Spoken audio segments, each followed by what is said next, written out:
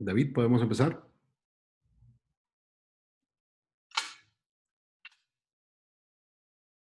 Gracias, David. Muy bien, muy buenas noches, amigos. Gracias por su participación y por estar presente en esta quinta sesión científica de la Sociedad Peruana de Ortopedia y Traumatología. A nombre del Consejo Directivo les damos la más cordial bienvenida. Como todos ustedes saben, esta es una sesión conjunta con la Sociedad Peruana de Columna Vertebral, que a su vez es capítulo de la Sociedad Peruana de Ortopedia y Traumatología, con quienes tendremos el placer de estar en esta sesión conjunta para tocar un tema que es muy trascendente y muy importante en nuestra actividad diaria, como son las fracturas toracolumbares, y veremos, digamos, cuál es el manejo actual y también tendremos a experimentados expositores que compartirán su experiencia y aprenderemos un poco del manejo de cada uno de ellos. Antes de empezar esta sesión científica, pasaremos a dos breves videos a cargo de nuestros auspiciadores. En este caso tenemos a dos casas comerciales como son Teva y Eurofarma, quienes con su apoyo podemos llevar adelante las actividades propias de la Sociedad Peruana de Ortopedia y Traumatología. Muy bien. Muchas gracias, David. Nuevamente gracias a nuestros auspiciadores, a Laboratorios Teva y a Eurofarma. Y ahora vamos a pasar a la sesión científica conjunta que tenemos esta noche.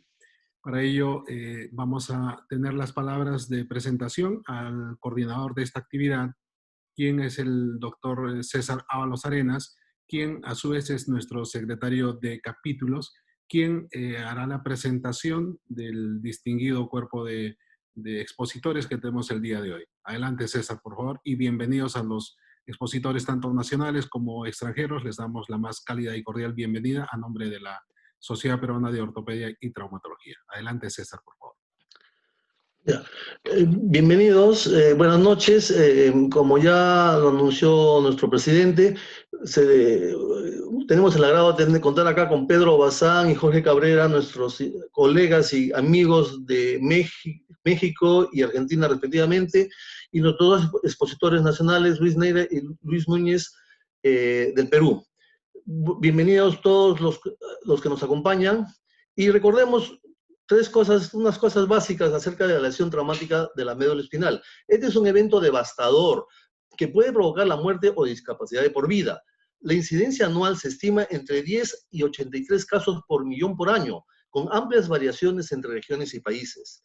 Entre los traumatismos vértebro-medulares toracolumbares, entre el 16 y 73% presentarán lesión neurológica completa. Un 69% de los politraumatizados asociados a trauma de columna toracolumbar presentarán una lesión neurológica completa. Por eso es importante conocer los mecanismos de lesión, ya sea por precipitación, por accidente de tránsito, por lesiones por alta energía, si son estos accidentes ocasionados en el ambiente laboral o doméstico. Debemos conocer también el manejo prehospitalario, pues de este depende en muchos casos el pronóstico del paciente. Con una inmovilización y transporte adecuado evitarán que se transforme en una lesión neurológica irreversible. Debemos tener perfectamente definidos los protocolos de manejo intrahospitalario y qué exámenes auxiliares y de imágenes se requieren para cada caso. Tener en cuenta siempre el tiempo de oro para iniciar el tratamiento quirúrgico, pues su objetivo es restaurar no solo la integridad mecánica, sino también potenciar la recuperación neurológica. De ahí la importancia de una adecuada planificación, el tipo de procedimiento, las vías de abordaje, sobre todo hoy en que la inteligencia artificial y la robótica cada vez tienen más presencia en la patología de columna. Conocer los fármacos que se deben administrar, cómo y sobre todo cuándo operar y cuándo no operar.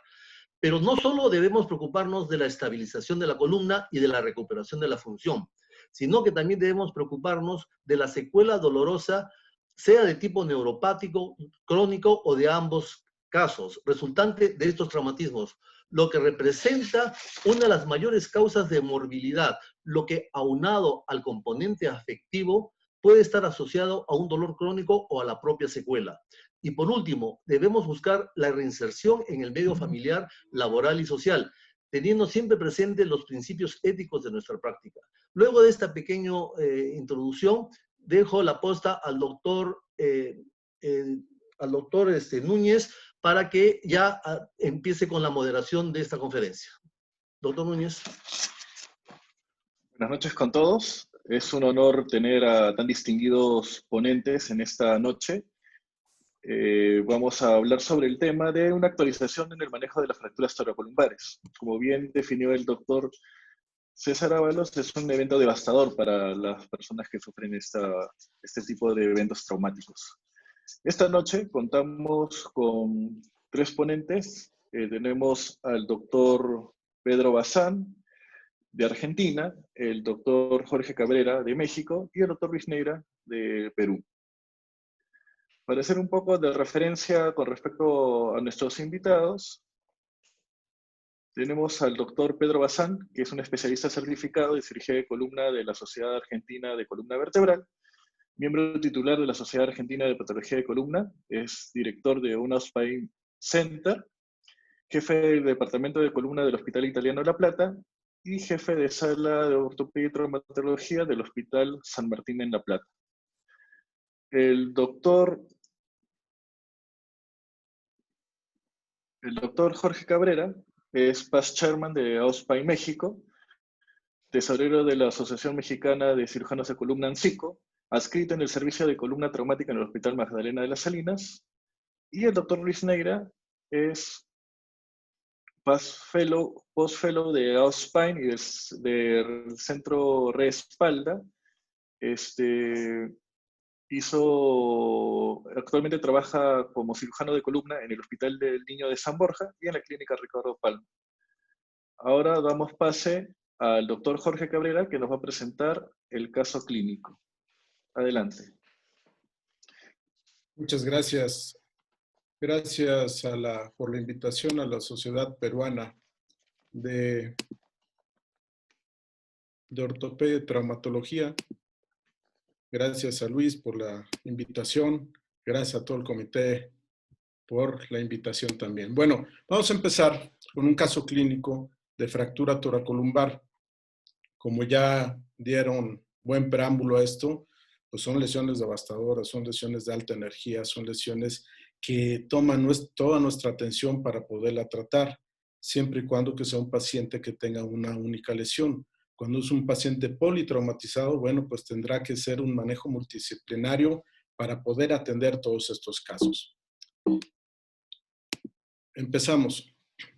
Es un caso clínico, una paciente femenina de 37 años, como patología preexistente presenta una obesidad grado 1, que de ahí, bueno, todos los que trabajamos o hacemos cirugía de columna, un paciente obeso siempre es un reto. Religión católica, ¿por qué hago énfasis en esto? No sé si allá en Perú o en Argentina con Pedro les pase, pero nosotros tenemos mucho énfasis en esto porque a veces tenemos pacientes testigos de Jehová que no aceptan transfusiones.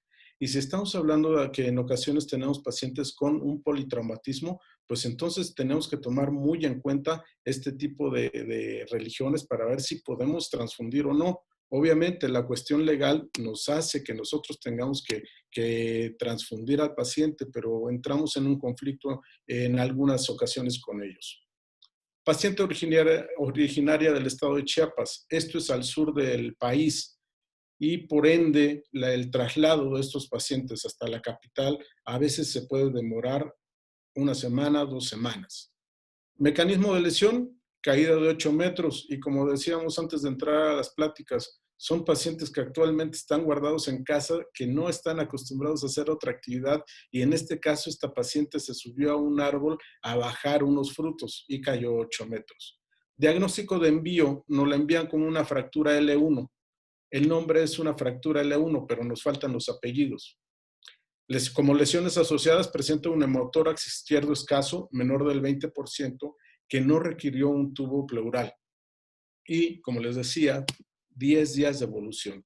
Esto es muy importante en este tipo de pacientes. En cuanto a la exploración física, presentaba dolor toracolumbar intenso, un déficit motor y sensitivo y pérdida de esfínteres al inicio, recuperado casi en totalidad y después de 2 horas persistiendo hasta el momento que ingresó con nosotros con radiculopatía L2 izquierda con mejoría en los esfínteres. Así es como nos llegó esta paciente después de los 10 días, una radiculopatía L2 izquierda y ya con una función más adecuada de los esfínteres. Estas son las radiografías iniciales. Tenemos nosotros como hospital, un hospital escuela, en el cual siempre pedimos desde estudios radiográficos simples hasta estudios más avanzados. Aquí quiero hacer un paréntesis, y en todos los pacientes traumáticos de columna pedimos estudios radiográficos simples, tomografía y muy rara vez, pero muy rara vez, una resonancia magnética. Aquí lo que podemos observar, creo que sí se ve el cursor, bueno, un aumento del espacio interespinoso es lo que primero saltaba a la vista, además de una amplitud mayor del espacio interpedicular de la vértebra L1. En la radiografía lateral, de muy mala calidad, pero podemos ver L5, L4, L3, L2 y una fractura de L1, que por la posición nos pudiera hacer sospechar que tuviéramos lesión de elementos posteriores. Después de este estudio inicial, pedimos un estudio tomográfico. Y esto es lo que encontramos. Una fractura del cuerpo vertebral con invasión y apertura quizás sí del espacio interespinoso. Y en el corte axial encontramos una invasión franca del conducto medular y una fragmentación del cuerpo vertebral. Como resumen, nuevamente, paciente femenino, 37 años de edad, 10 días de evolución con una radiculopatía L2 izquierda con recuperación prácticamente total de esfínteres. Y estas son las imágenes. Esta es la presentación del caso, obviamente no la conclusión. Me quedo hasta aquí, vamos a las demás charlas y regresaremos después a la resolución del caso. Muchas gracias. Muy interesante caso. Ahora vamos a dar pase al doctor Luis Neira Granados, que nos va a hablar sobre las generalidades y clasificación de las fracturas toracolumbares. No se olviden que pueden hacer sus preguntas en el chat y serán respondidas más adelante.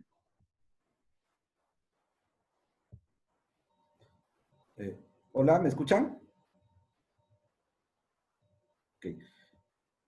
Ok, gracias. Bueno, quería agradecer igual a la invitación al comité organizador. Para mí es un gusto realmente participar en esta plática con estos amigos, con estos grandes amigos que tenemos en México y Argentina.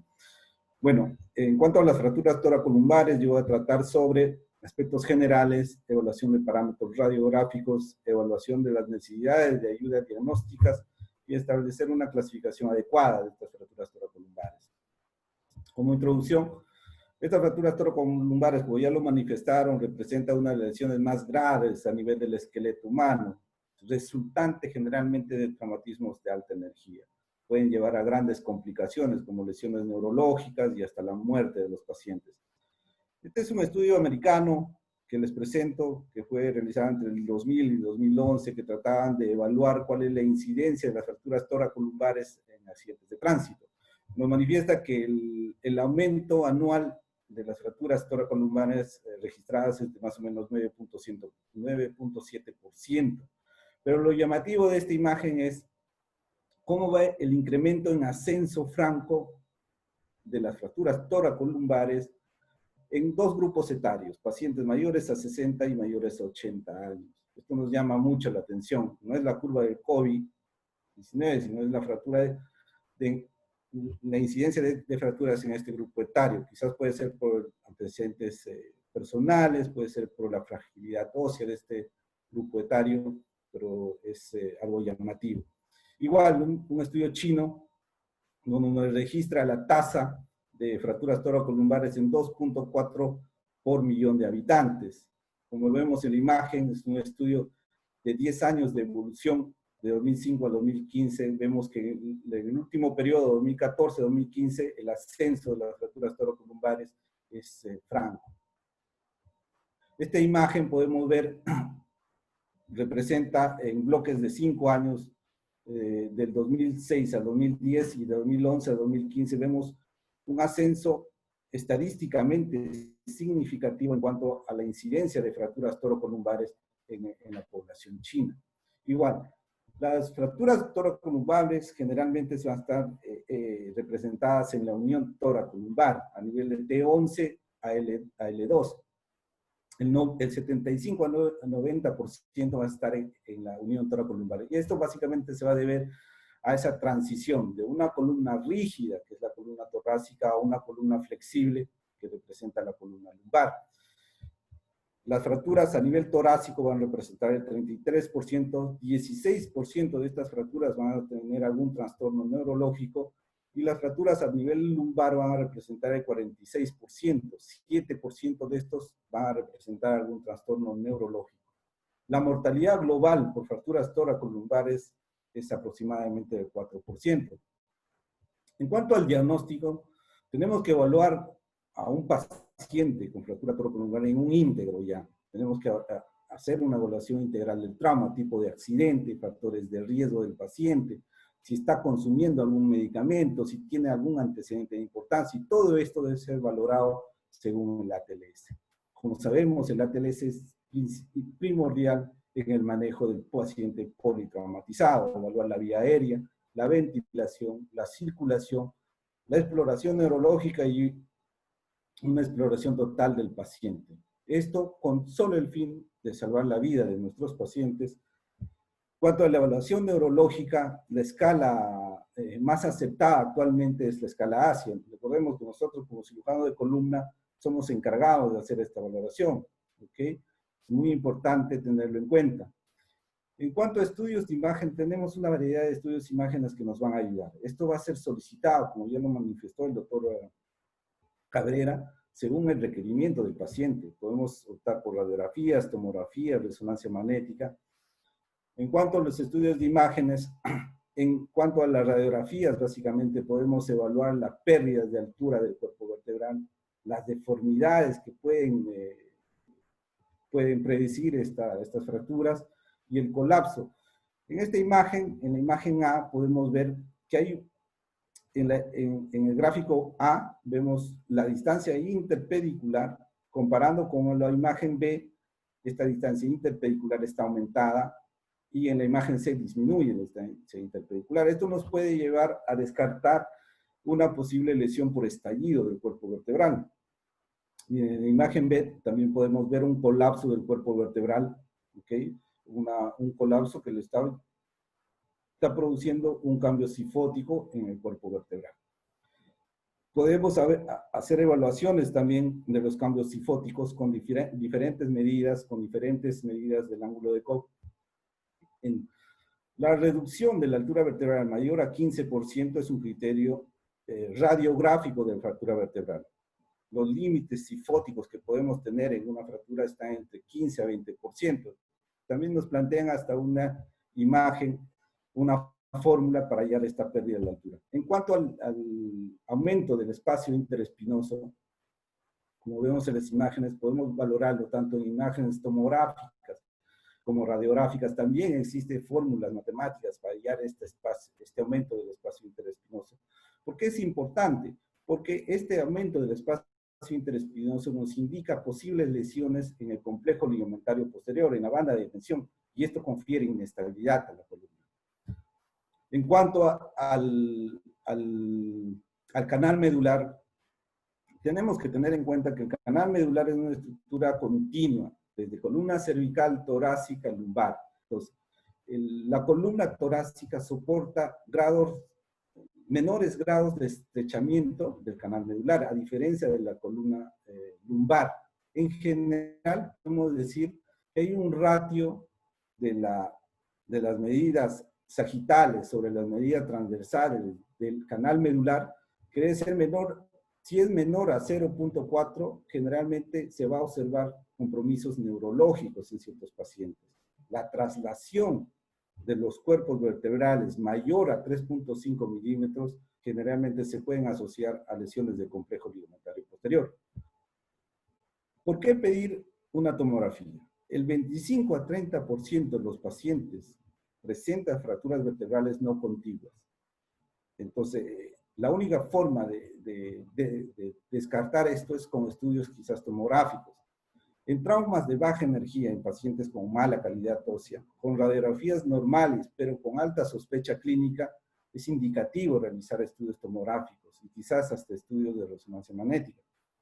La sensibilidad de la radiografía oscila en un 30-70%, pero la sensibilidad de la tomografía para descartar fracturas toracolumbares va a ser mayor, entre el 95 a 100%.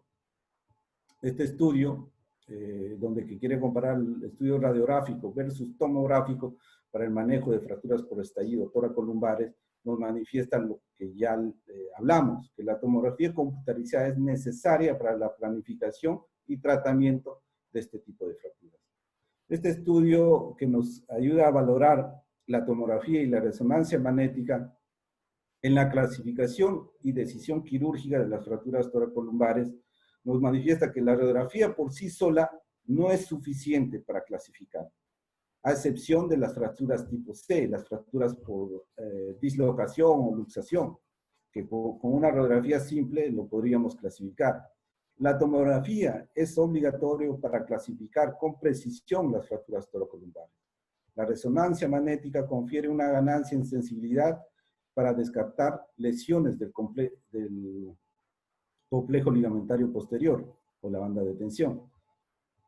En cuanto a la clasificación, como sabemos, la clasificación ha evolucionado bastante en el transcurrir del tiempo.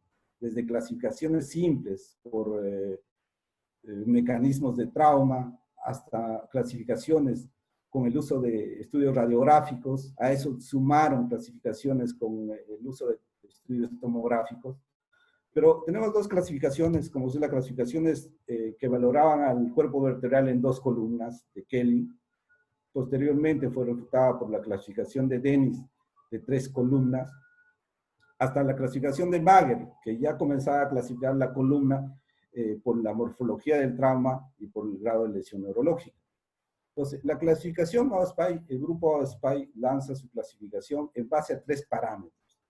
La clasificación morfológica de la fractura, el grado de lesión neurológica y los modificadores clínicos. ¿Cuál es la importancia de esta clasificación? Que tiene validez y confiabilidad intraobservador y interobservadores, con un capa de confiabilidad alto, mayores al 80%, como vemos en estos estudios. Y lo importante también que manifiesta una nomenclatura universal. Esta clasificación puede ser reproducida en todo el mundo sin dificultades. Entonces, el grupo AOSPI clasifica las fracturas toracolumbares tomando en base a la clasificación de Mager y basándose en estudios radiográficos y tomográficos. Las lesiones tipo A son lesiones por compresión, las lesiones tipo, como vemos acá en la imagen, lesiones tipo B, lesiones por distracción posterior o anterior, pero que comprometen la banda de tensión.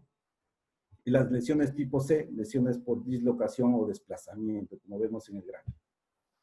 En cuanto a las lesiones tipo A0, vamos a ser lesiones menores, no estructurales, que no comprometen la integridad funcional de la columna. Son lesiones que, por ejemplo, como vemos en la imagen, lesiones de la apófisis espinosa, apófisis transversa, estas no van a comprometer la integridad de la columna vertebral. Las lesiones tipo A1 son lesiones por compresión en cuña que pueden comprometer el platillo vertebral superior o el platillo vertebral inferior, pero no comprometen el muro posterior. ¿Ok? Como vemos acá en las imágenes. Las fracturas tipo A2 o fracturas en spleen van a comprometer ambos platillos vertebrales. Con esto puede haber una interposición del disco intervertebral y puede llevar a riesgos de pseudoartrosis. como ya lo vamos a ver más adelante. Las tipo A3 o estallido parcial van a comprometer o bien el platillo superior o el platillo inferior del cuerpo vertebral, pero también comprometen ya el muro posterior. Hay invasión del canal medular, como vemos en la imagen. Aquí en el corte tomográfico también hay compromiso del muro posterior. Las fracturas A4 son fracturas por estallido completo del cuerpo vertebral. Hay compromiso de ambos platillos vertebrales y hay compromiso del muro posterior. Hay invasión del canal medular por la fractura. Las fracturas tipo B, como hemos visto, son fracturas que comprometen la banda de tensión. Estas pueden ser compromiso netamente óseo de la banda de tensión, como la fractura B1 o la fractura de Chance o la fractura de cinturón de seguridad. La fractura B2, que es una fractura por hiperflexión de la columna, hay un compromiso que puede comprometer el cuerpo vertebral y necesariamente tiene que haber compromiso de los complejos ligamentarios, como vemos acá en la representación gráfica. ¿Ok? Estas fracturas, en algunos casos es necesario algún estudio como resonancia magnética para descartar este compromiso ligamentario, como en la imagen. Vemos en la resonancia magnética una hiperintensidad a nivel del complejo ligamentario posterior. Y las fracturas tipo B3, que son fracturas en hiperextensión, tenemos que tenerlo en cuenta siempre en pacientes que tengan algunas características clínicas, como pacientes con espondilitis anquilosante, pacientes con osificación del complejo ligamentario anterior. Entonces hay un compromiso netamente del disco intervertebral, pero también puede haber un compromiso óseo, como vemos en la imagen, en la representación gráfica. Y las fracturas tipo C son fracturas por desplazamiento o dislocación. Hay una disociación entre los segmentos craneales y caudales de la columna. Hay un desplazamiento franco hacia lateral, hacia anterior, puede haber rotación. Hay un complejo mecanismo traumático. Este es un algoritmo que les presento. Un paciente llega por emergencia. Vamos a descartar la fractura siempre de la fractura más compleja a la fractura más simple. Entonces, el paciente llega por emergencia. Tenemos estudios tomográficos y radiográficos. Lo primero vamos a ver, ¿está desplazado, está luxado esa columna? Si es sí, lo catalogamos con una fractura tipo C. Si es no, vamos a pasar a descartar si hay un compromiso de la banda de tensión. Si hay lesión del complejo ligamentario óseo o de la banda de tensión ósea o ligamentaria. Si es anterior el compromiso, vamos a ver que es una fractura tipo B3 por hiperextensión. Siempre tener en cuenta los antecedentes de este paciente. Si es posterior el compromiso, vamos a ver si es netamente ligamentario, que va a ser un tipo B2, o es un componente netamente óseo, como es una tipo B1. Si no tiene lesión por distracción, desplazamiento, luxación, si no tiene lesión del complejo ligamentario posterior, vamos a pasar a evaluar las características del cuerpo vertebral, donde valoraremos si hay grados de acuñamiento del cuerpo vertebral, grados de cifosis, y lo podemos clasificar en los diferentes tipos de fractura tipo A. A1, A2, A3, A4. El grupo AOSPI también nos presenta algunas características neurológicas de los pacientes y lo clasifica en N0 si neurológicamente el paciente está intacto, N1 si tiene síntomas radiculares, N2 si hay déficit neurológico transitorio, ya que no esté presente, N3 lesión incompleta de la médula espinal o cualquier grado de lesión de la cola de caballo, N4 lesión completa de la médula espinal, y NX se desconoce el estado neurológico debido a paciente puede estar en un estado de haber consumido algún medicamento especial, estar con un traumatismo craneoencefálico, estar en coma. En cuanto a los modificadores M1, este modificador se utiliza para designar fracturas con una lesión indeterminada del complejo ligamentario posterior o de la banda de tensión, que no se pueden hallar en imágenes tomográficas o que no se cuenta con estudios de resonancia magnética. M2 va a caracterizar algunas comorbilidades que puede tener el paciente, como espondilitis anquilosante, un paciente gran quemado, un paciente con espondilolistesis. infinidad de antecedentes que puedan tener los pacientes. Ok, este caso que les voy a presentar solamente es para hacer un ejercicio de la clasificación. Un paciente que operamos con el doctor Núñez en el Hospital de Niños, un paciente varón de 15 años, con antecedente de accidente de tránsito. Fue una caída de un bus de pasajeros a un abismo de 100 metros. Hubo pasajeros muertos en el accidente. Al examen había dolor a nivel de columna torocolumbar, dolor a la palpación, no déficit neurológico, la C negativo, Babinski ausente, clonus negativo, reflejo osteotendinoso normal, paciente lúcido orientalo y con una escala de Glasgow de 15/15. Ingresó con diagnóstico politraumatizado, fractura de columna vertebral, hemotórax y fractura costal. Estos son los estudios radiográficos. Les presento la tomografía también del paciente. Y les hago la siguiente pregunta. ¿Necesitan algún otro estudio radiográfico? Quizás radiografías dinámicas, resonancia magnética, una gamografía. Hay una pequeña encuesta para que puedan responder qué es lo que quieren descartar en este paciente.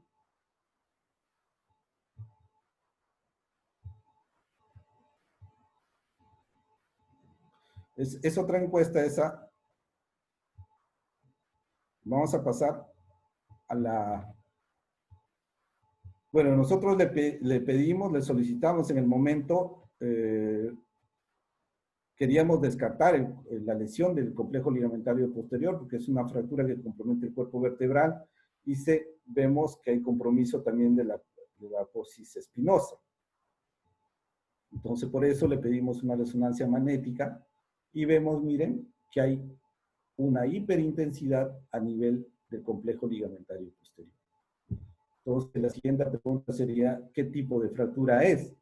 Entonces, nosotros lo clasificamos como una fractura T12L1B2, es una lesión de la banda del complejo ligamentario posterior netamente ligamentario, y una fractura a nivel del cuerpo vertebral L1 tipo A1, ¿no? Este es el caso que le quería presentar. Como conclusiones de esta exposición, las fracturas toracolumbares son las más frecuentes a nivel de la columna vertebral. Siempre tenemos que descartar fracturas no contiguas. Para la clasificación es importante tener estudios radiográficos y tomográficos de columna. La resonancia magnética en algunos casos nos va a ayudar a descartar lesiones del complejo ligamentario posterior. Actualmente la clasificación más usada es la clasificación de AO-Spine. Bueno, si tuvieran alguna pregunta. Bueno, muy buena ponencia, Luis. Las preguntas las pueden hacer a través del chat y las discutiremos más adelante. Ahora vamos a seguir con el doctor Pedro Bazán, que va a realizar el manejo quirúrgico de las fracturas toracolumbares. Adelante.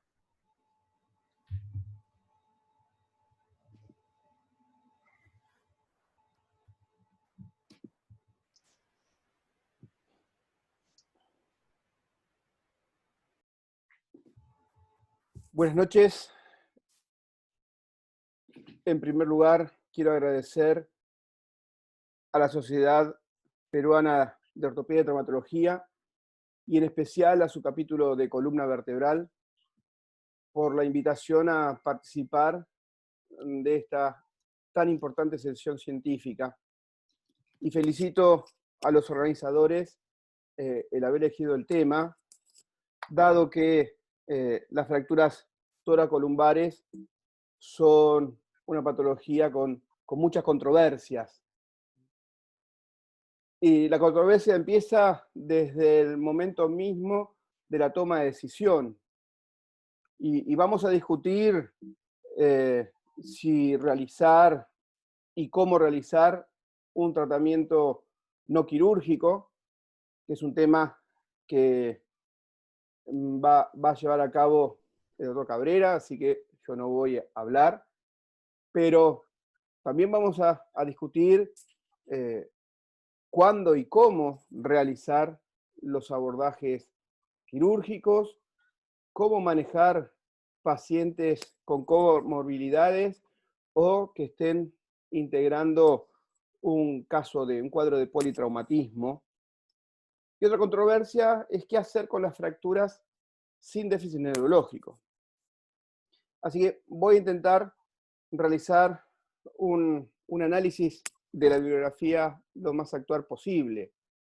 Y si vamos a comparar tratamiento quirúrgico versus no quirúrgico, esta revisión de Cochrane, en aquellas lesiones sin déficit neurológico, dice que su tratamiento es controversial y que el tratamiento quirúrgico aumenta las complicaciones y los costos del mismo.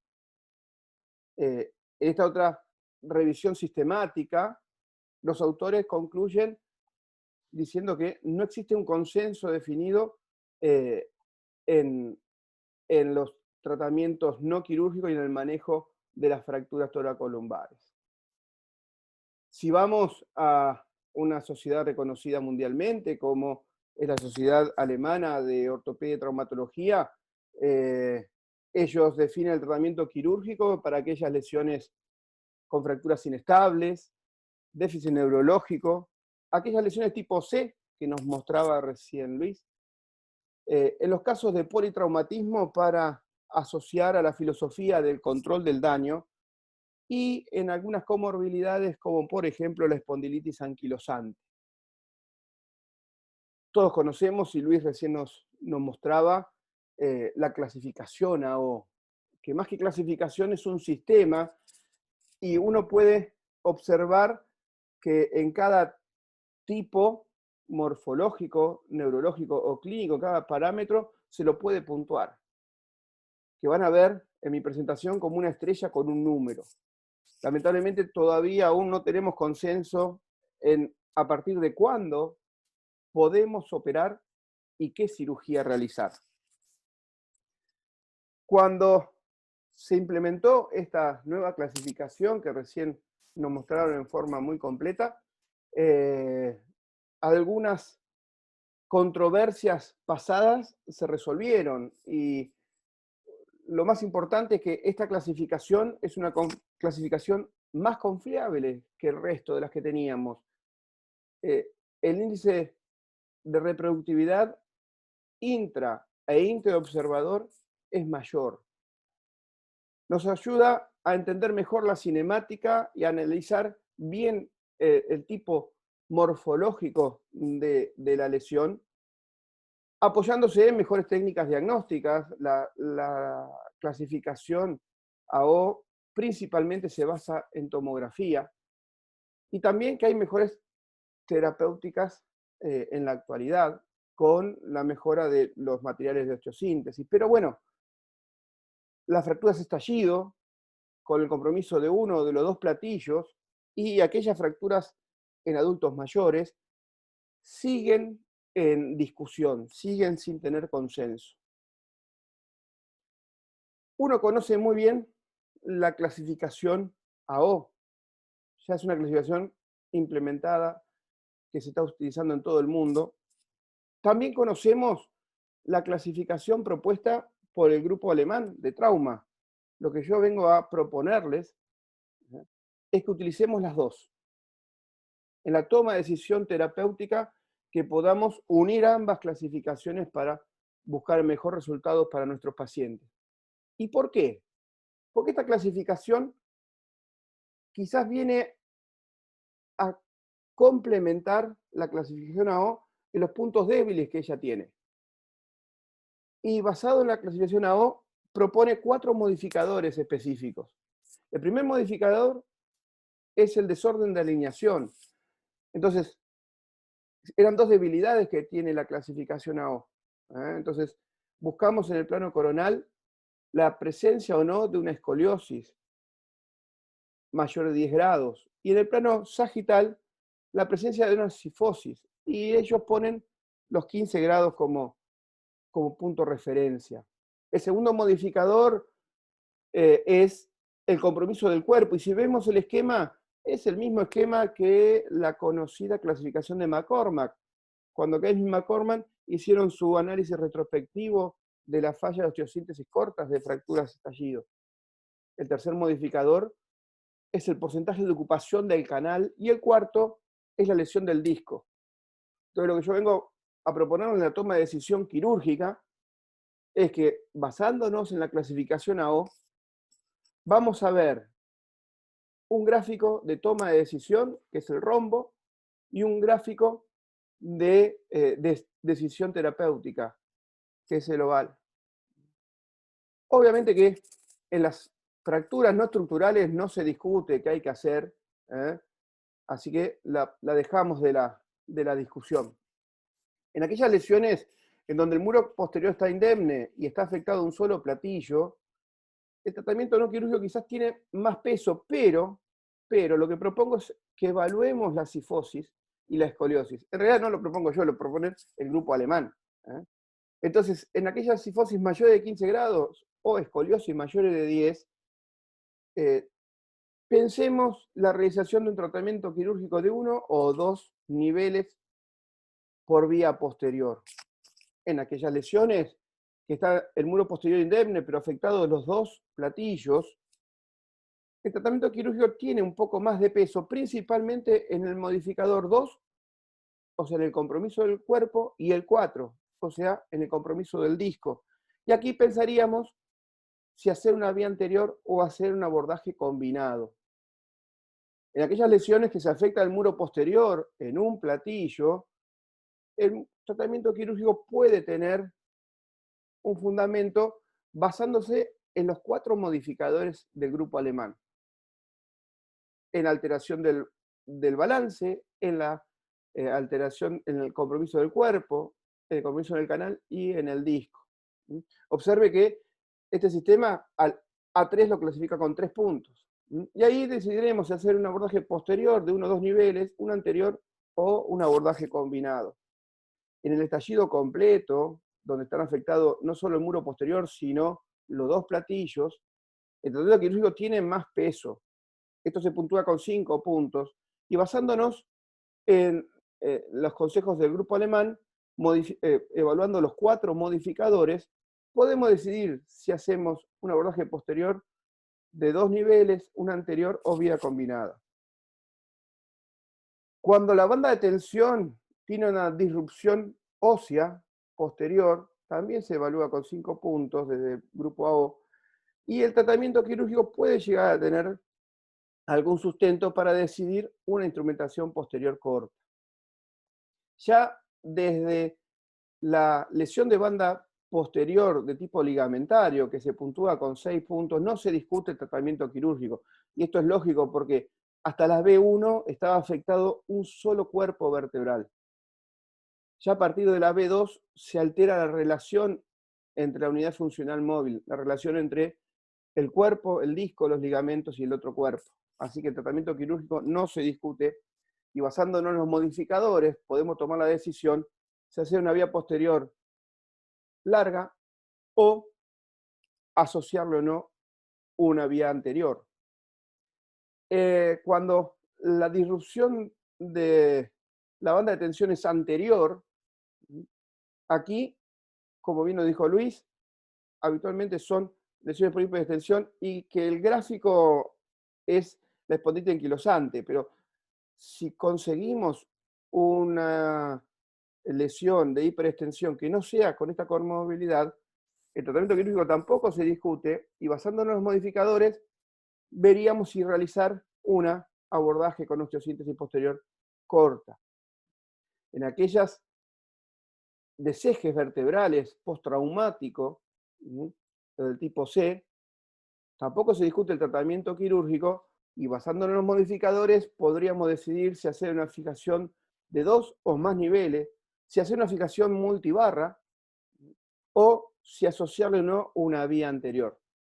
Con respecto a las modificaciones neurológicos, estos modificadores me pueden inclinar la balanza hacia uno o hacia el otro tratamiento, en donde los 2 primeros me van a afectar más la balanza hacia el tratamiento no quirúrgico, pero los 3 siguientes, o sea, síntoma radicular, lesión incompleta o lesión completa, me van a basar la balanza más hacia el tratamiento quirúrgico. Es obvio, tenemos que liberar sin importar la lesión ósea que tengamos. Cuando estamos ante un caso inclasificable, aquí estamos en otro contexto, seguramente esta lesión ósea asociada con una falla en la evaluación neurológica está en un contexto de un politrauma y quizás tengamos que pensar en la filosofía del control del daño. Basados en los modificadores clínicos, si tenemos una lesión ligamentaria durosa, es obvio que quiero confirmarla con una resonancia y poder hacer un tratamiento quirúrgico. Y las comorbilidades no me van a alterar la indicación quirúrgica, pero sí, es muy importante saber si tengo un paciente con una osteoporosis y voy a tener que asociar a alguna otra aumentación.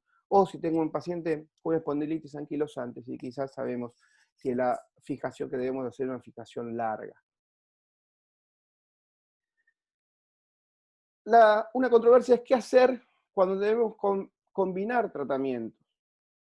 Y desde el 2005 está en discusión el cementado del cuerpo vertebral, la aumentación con polimetilmetraquilato o con calcio bifosfato en fracturas no osteoporóticas, en fracturas traumáticas. Y esto se viene discutiendo desde el 2005, pero en la actualidad veamos que seguimos teniendo artículos que soportan la indicación de una vértebra o una cifoplastía como única manejo de la fractura traumática, con buenos resultados iniciales, pero debemos pensar que hay una reabsorción en pacientes jóvenes del polimetilmetacrilato, por eso es más sugerido hacer un cemento calcio bifosfato. Se puede reabsorber hasta el 17% al año, y eso a largo plazo podemos perder cierto plano sagital. Para evitarlo, a la cifoplastía o la vertebroplastía podemos asociarlo con un tornillo, una fijación percutánea. Principalmente en aquellas fracturas estallidos de un solo platillo, en donde los resultados son comparables al tratamiento no quirúrgico, con menos complicaciones y menos morbilidad. Ahora bien, hablamos de los tornillos percutáneos, y si comparamos abordajes abiertos con mínimamente invasivos, las prácticas mínimamente invasivas es una muy buena alternativa en aquellas pacientes con fracturas sin déficit neurológico o en aquellos pacientes politraumatizados. Y aquí podemos ver esta revisión realizada por el grupo EFFORT, en donde si nos basamos en una pérdida mayor del 50% de la altura del muro anterior o una cifosis mayor de 20 grados, el grupo soporta la fijación percutánea en fracturas toracolumbares de las lesiones A1 hasta la B1, o sea, A1, A2, A3 y A4. Ahí parecía ser el límite, pero cada vez hay trabajos más frecuentes que soportan la fijación percutánea de fracturas con un compromiso de complejo ligamentario posterior, o sea, las B2. Un problema que nos enfrentamos muchas veces es que los pacientes no tienen una sola lesión. Y las fracturas pueden ser contiguas y nos obligan a aumentar los niveles de fijación, o pueden ser no contiguas, que con el fin de minimizar los niveles podemos asociar o abordajes mínimamente invasivos saltatorios, dejando segmentos libres en el medio, o asociar fijaciones de la lesión más severa y tratamiento no quirúrgico de las lesiones de menor complejidad. Si la discusión es operar por vía anterior u operar por vía posterior, todos sabemos que la vía anterior da mejores resultados en cuanto a la descompresión. La descompresión directa es mejor que al hacerla por vía posterior, pero tiene mayor morbilidad en los momentos agudos de la fractura. Pero hay autores que dicen, comparando una con otra, que no existen diferencias en los resultados desde el punto de vista clínico, radiográfico ni funcional. Una buena liberación y fijación por vía posterior tiene los mismos resultados que la liberación por vía anterior. Con respecto al momento de la cirugía, quizás en los animales sabemos que los experimentos que se han hecho así lo demuestran, una liberación antes de las 3 horas de producido el trauma es efectivo, pero en el ser humano es más complejo. En el ser humano hablamos de lesiones iniciales, lesiones secundarias, y la verdad que faltan evidencias tipo 1 o 2 que sustente cuál es el momento oportuno de realizar el tratamiento quirúrgico. Quizás cada vez es más frecuente hablar que el mejor momento es la liberación y fijación temprana, pero como podemos ver en este trabajo, en prensa aún, en realidad no existe consenso cuándo es el temprano, si es en las primeras 24, 48 o 72 horas.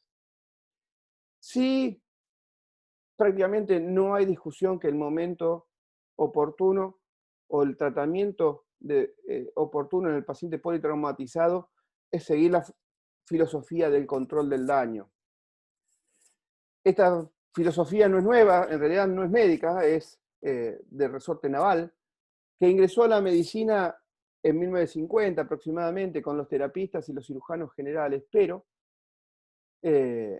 a fin de la década del 90 en traumatologías con los clamps pélvicos, y en columna recién en el 2009, o sea, llevamos recién 11 años de esta filosofía, y todos sabemos que los pacientes politraumatizados liberan factores inflamatorios que pueden ocasionar una falla multiorgánica que produzca el deceso de nuestro paciente, que la atención inicial es lo fundamental.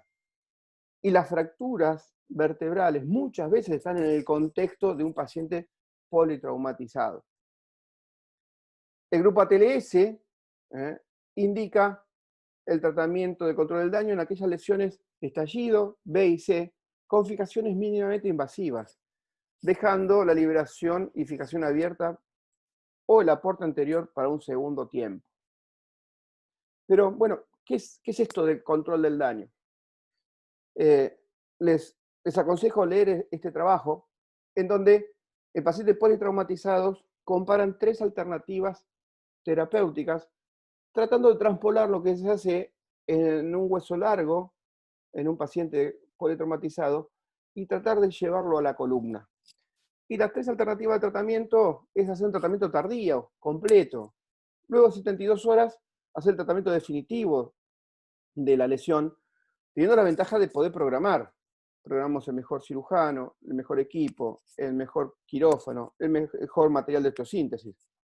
Pero tenemos la desventaja que puede aumentar la carga antigénica, hay mayor permanencia en cama, dificultad de la movilización, con las desventajas de las escaras, los tromboembolismos pulmonares y otras alteraciones respiratorias. El segundo tratamiento evaluado es hacer un tratamiento definitivo en las primeras 24 horas de producido el trauma, con la ventaja de una rápida estabilización raquídea, disminuir la carga antigénica, que haya menos restricciones para la movilización del paciente, que haya un control neurológico, tratamos en forma definitiva la lesión, pero con las desventajas que puede aumentar los factores inflamatorios. Al factor inflamatorio traumático le agrego el trauma quirúrgico. Hay mayor pérdida sanguínea, la resucitación puede ser dificultosa y pueden aparecer hipotermia, acidosis metabólica y coagulopatía.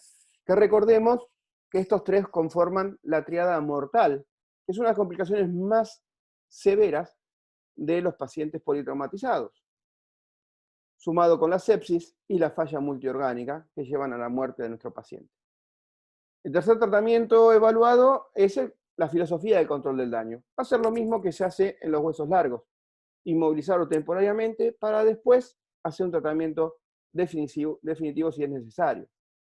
Y aquí la ventaja que tenemos es que hay menor pérdida sanguínea por utilizar, si se puede, tratamientos percutáneos.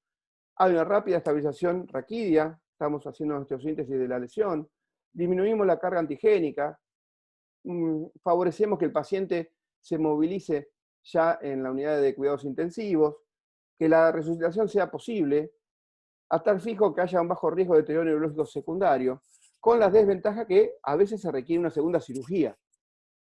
Que si es por una falla de soporte anterior y no lo hacemos, puede fallar el material, y debo ser consciente que la liberación del canal puede ser incompleta. Otro tema importante del trabajo del grupo ATLS es que en el mismo trabajo dice cuándo no debemos operar a un paciente politraumatizado.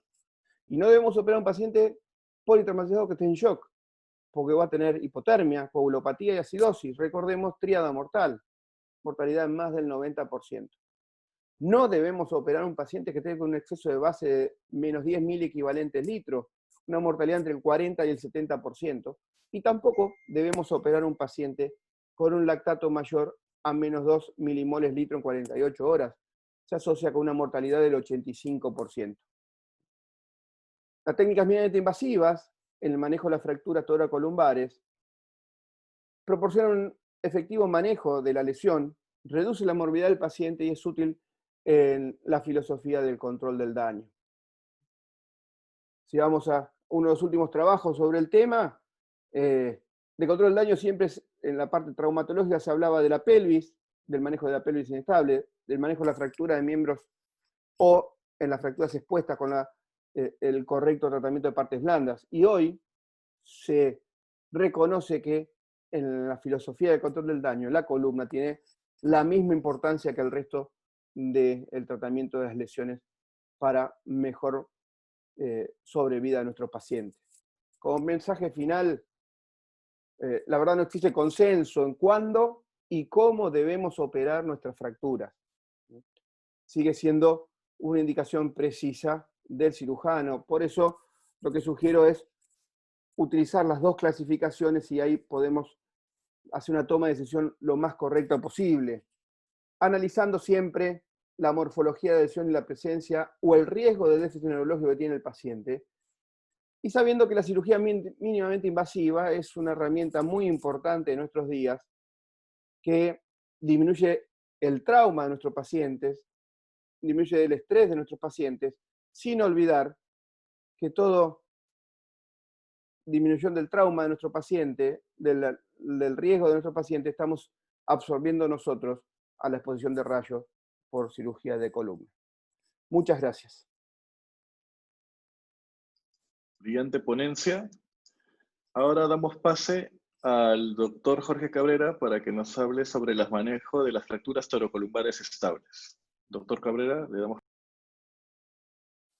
Muchas gracias.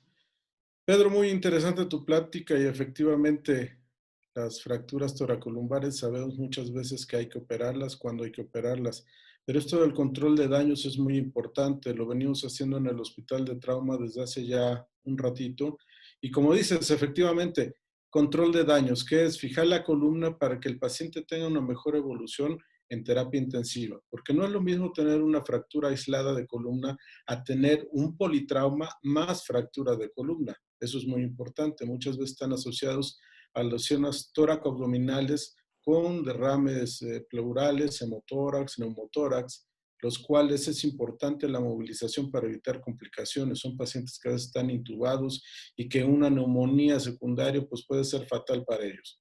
Entonces, el control de daños es algo muy importante y muy bien manejado de tu plática. Me gustó mucho. Felicidades. Bueno, vamos al manejo conservador. Como ya dijo Pedro, cuando nos llega una paciente con esta lesión, pues sabemos que hay que operarlo, ¿no? A veces la decisión quirúrgica es decir en qué momento lo metemos, pero sabemos que hay que meterlo.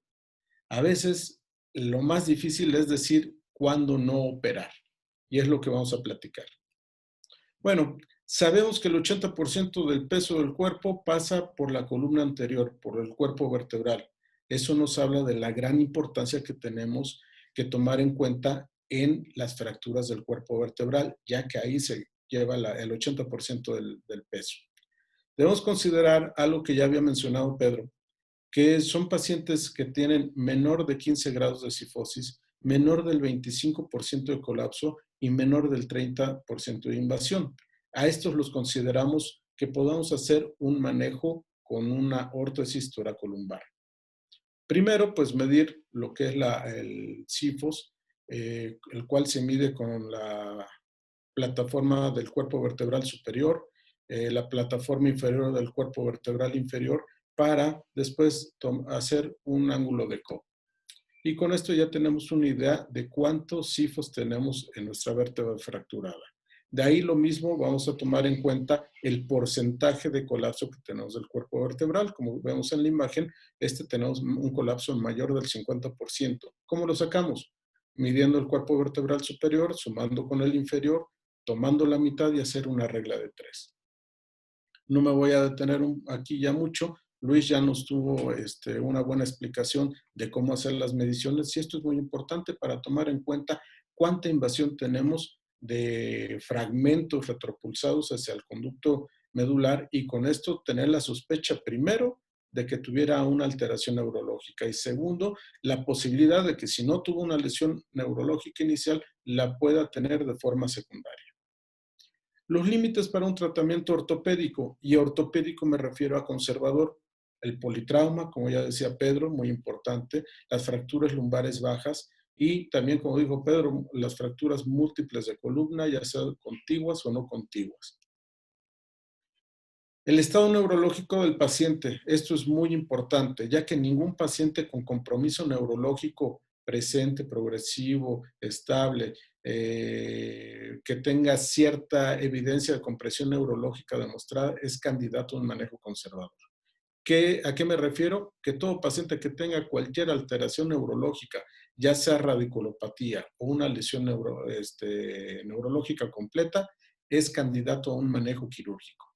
Por lo cual debemos hacer exámenes neurológicos seriados. ¿Cómo se hace esto o en qué momento se hace? Desde que llega el paciente a la unidad de urgencias o de choque, debemos de hacerle una exploración neurológica seriada, siempre y cuando el paciente esté consciente. ¿En qué pacientes no lo podemos hacer? Los pacientes que están inconscientes con intubación orotraqueal o bien también con intoxicación etílica o por alguna otra droga. En esos no es posible quizás hacerlo. Pero si el paciente está consciente, debemos hacerlo al ingreso e idealmente de forma rutinaria cada hora. ¿Hasta cuándo? Hasta realizar el manejo quirúrgico. Si tenemos evidencia clínica de debilidad motora, alteraciones en esfínteres, vejiga neurogénica, parestesias dolorosas, estos pacientes no son candidatos a un manejo conservador. Y esto, como ya lo había enseñado Luis en su ponencia, pues es el examen que debemos estar haciendo en los pacientes politraumatizados o con lesiones aisladas de columna. Ya también lo comentaron, esto es prácticamente lo más sencillo que vamos a encontrar, fracturas A0, en las cuales no causan ninguna inestabilidad y que el manejo, además de analgésico, puede ser con una ortesis tipo faja lumbar o toracolumbar. Las fracturas A1, estas ya representan una alteración en el cuerpo vertebral, sin embargo, como ya se mencionó, no tienen invasión del conducto medular, por lo tanto, este tipo de lesiones no va a tener una alteración neurológica que requiera algún manejo quirúrgico. Por lo tanto, estas fracturas son estables, como lo vemos aquí en el corte sagital, no tenemos ninguna alteración en el CIFOS, en el colapso, es una fractura estable que no requiere un manejo quirúrgico. Las fracturas A3, aquí ya empezamos a entrar un poquito en controversias. ¿Se operan? ¿No se operan? Pedro ya nos dijo algunos datos para pensar en si se opera o no se opera el paciente, pero si nos vamos a medir el CIFOS, el colapso o la alteración neurológica, generalmente con esta invasión no tenemos alteración neurológica. El CIFOS no es mayor de 15 grados, el colapso no es mayor del 25%, la invasión al ducto no es mayor del 30%. Por lo tanto, este tipo de fracturas A3 con estas características no sería quirúrgico. También ya lo habían mencionado, el aumento en el espacio interpedicular, la compresión y todo, pues esto nos habla de una fractura inestable, la cual sí va a requerir de un manejo quirúrgico. Aquí, vamos a ver, es una fractura de L1, vamos a ponerle sus apellidos, A3, N0. Si nos vamos a las características que había mencionado de un inicio de la plática, en el corte sagital no tiene un sifos mayor de 15 grados, no tiene un colapso mayor del 25% del cuerpo vertebral y no tiene una invasión mayor al 30%. Entonces, con esto que habíamos dicho, al ver estas imágenes pensaríamos, este paciente no hay que operarlo. Sin embargo, en la tomografía, como bien decía Luis, es el estudio más importante para valorar, diagnosticar y estadificar las fracturas de columna toracolumbar. Podemos encontrar esto. Observen aquí en el corte sagital cómo hay un hueco. El trazo de fractura prácticamente se va hasta la plataforma inferior, lo cual nos hace sospechar que esto, obviamente, como el estudio de tomografía se hace en decúbito, pues se recupera la altura del cuerpo vertebral, pero al momento que pongamos a caminar o sentar a este paciente, el colapso se va a ir casi hasta el 100% del cuerpo. Vemos aquí en el corte axial cómo se ve un déficit de relleno en el cuerpo vertebral y esto nos habla de que hay una inestabilidad en ese cuerpo vertebral.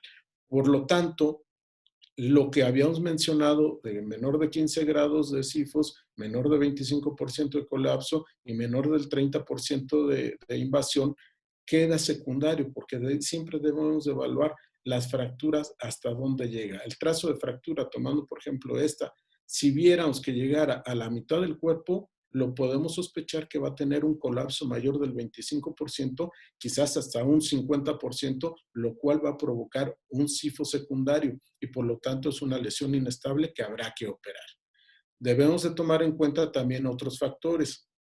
La complexión del paciente. Muchas veces, como en el caso que les presentaba, hice mucho hincapié en el grado de obesidad, que es obesidad grado 1, lo cual nos hace sospechar que va a tener una sobrecarga a ese nivel en la transición toracolumbar con una mayor carga y posiblemente una complicación mayor a la que ya tiene.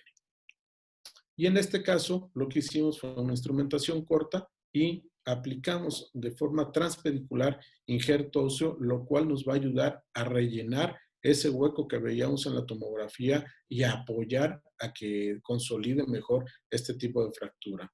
Lo mencionaba Pedro también sobre la colocación de cemento óseo en pacientes jóvenes. Bueno, realmente se ha visto mayor complicación que beneficio en estos pacientes y hay que tomar algo muy en cuenta. Si yo aplico injerto óseo en un paciente joven y en cualquier paciente, va a haber una osteointegración. Pero si aplico cemento óseo, el plástico no se absorbe en el hueso.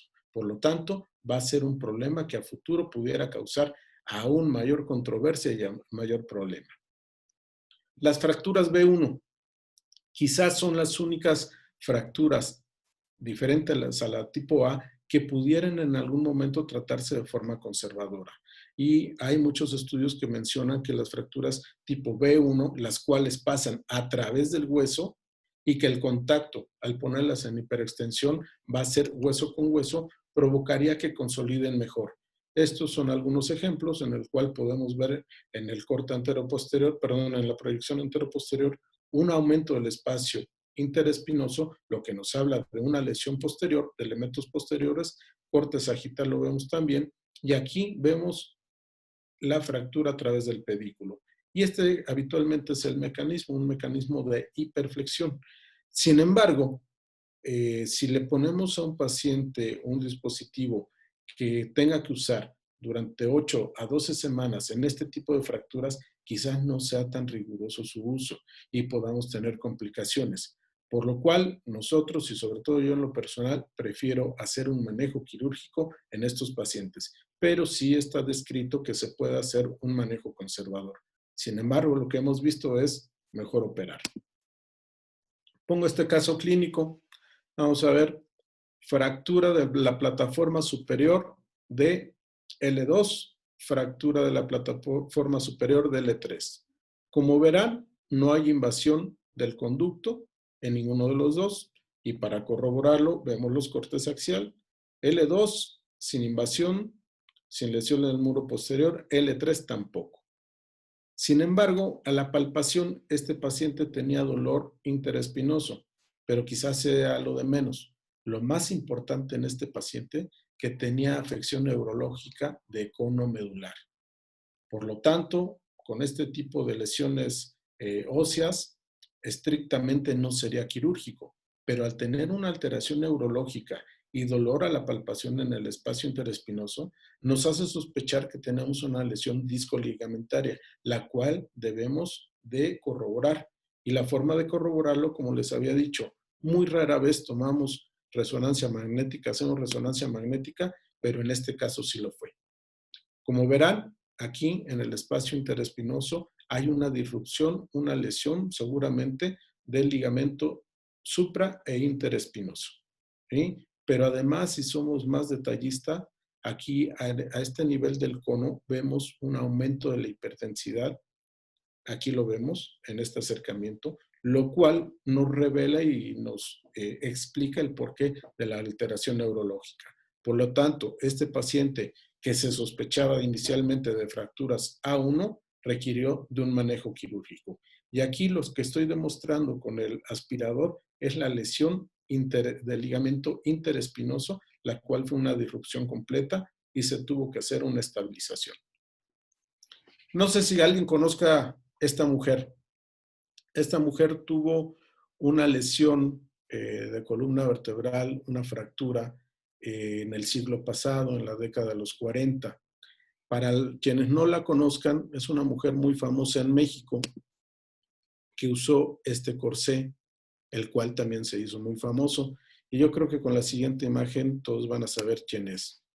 Ella es Frida Kahlo, la cual tuvo una lesión a nivel de columna toracolumbar que hizo sufrirle mucho. Se manejó obviamente en aquel entonces, en los años 40, con un corsé toracolumbar muy rígido por mucho tiempo. ¿Por qué? Porque quizás no existían los manejos quirúrgicos adecuados como los hay ahora. Sin embargo, pues no todos los pacientes están condenados a usar esto. En los años 50, el tratamiento conservador era así, poner al paciente en hiperextensión y ya que estaba en hiperextensión, ponerle un yeso, colocarle un yeso prácticamente desde los hombros hasta la pelvis. Y este yeso lo tenían que usar mínimo durante 3 meses. Imagínense un diciembre allá, Pedro, en Argentina, con ese calor que hace por allá o acá los meses de calor, pues ya sabrán lo incómodo que era eso.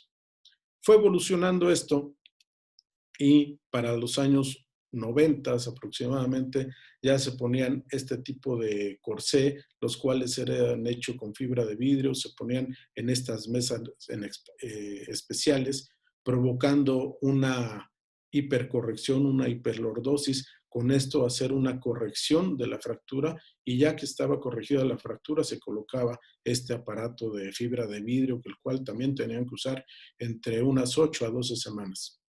Más adelante empezaron a evolucionar y empezaron a colocarse estos corsés que prácticamente hasta la fecha se están utilizando. Corsé toracolumbar, doble ensamble de polipropileno. Siempre se busca que esté en hiperextensión para lograr una corrección de la fractura, evitar un colapso del muro anterior del cuerpo vertebral. Y esto, pues obviamente son menos incómodos, no quiero decir que son cómodos, son menos incómodos ya que estos pues, se pueden retirar para dormir, para bañarse y se deben de usar para caminar o para estar sentados. Y que inclusive en pacientes posoperados que dudamos en ocasiones de la calidad del hueso, que no se puede usar una instrumentación larga, o quizás en el control de daños que solamente se pusieron 4 tornillos y se van a dejar, pues se puede proteger la cirugía con este tipo de dispositivos, que no es el único. Otro de los aparatos que utilizamos es el corsé de Jewett. Ven aquí su buena colocación, pero eso es muy importante, asegurarnos que el paciente entienda las indicaciones y no como este paciente que me llevó a la consulta con el corsé colocado al revés. Vean aquí cómo está haciendo presión y en lugar de provocar una hiperextensión como la forma correcta que se debe colocar, provocó un sifos local. Sin embargo, y afortunadamente, a pesar de esto que sucedió, no tuvo complicaciones en la fractura. Y bueno, ya para terminar, como resumen, siempre debemos de valorar las proyecciones AP y lateral, así como la tomografía. La AP y lateral siempre nos van a dar quizá la sospecha junto con la clínica del paciente y el toque fino será la tomografía. Como mencionaba, pocas veces es necesario hacer una resonancia, a menos que haya una sospecha de una lesión discoligamentaria con una lesión ósea que no fuese quirúrgica. Valorar el estado neurológico siempre, hacerlo de forma seriada desde su ingreso hasta poder dar de alta al paciente, siempre y cuando sea conservador, o bien, si es quirúrgico, hasta antes de la cirugía. Y si es quirúrgico, después de la cirugía, es importante hacer una nueva valoración para ir documentando la mejoría o no del estado neurológico. Descartar lesiones discoligamentarias con inestabilidad y, como les decía, el uso apropiado de los aparatos ortésicos. Muchas gracias.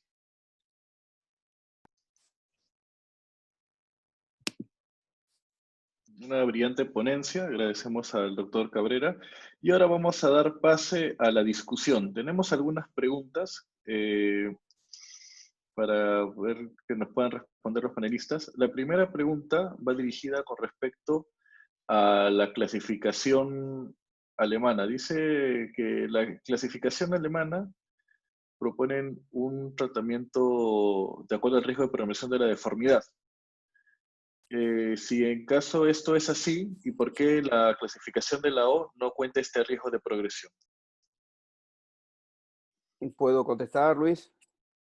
Sí, maestro, adelante. Bien, como dije en mi exposición, una de las debilidades que tiene la clasificación AO es ser meramente morfológica de la lesión vertebral, pero no del plano sagital ni del plano coronal de la columna en sí. El grupo alemán, en el tratamiento no quirúrgico de las lesiones,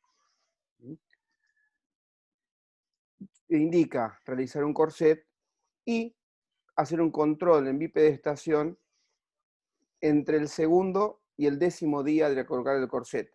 Pues puede haber en ese momento una progresión y cambiar el tratamiento a un tratamiento quirúrgico. Lamentablemente, en la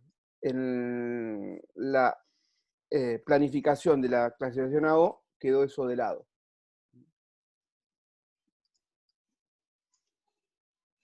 Ok, muchas gracias. Hola, Lucho. Dígame. Sí, como comentaba el doctor Bazán, sí es cierto, los que nos interesa este tema de columna, vemos cómo la evolución en los estudios, la evolución en el tratamiento es rápida. Las recomendaciones alemanas se basan mucho en el patrón de la estabilidad en el plano coronal y en el plano sagital, algo que no lo tomó en cuenta AOSPY.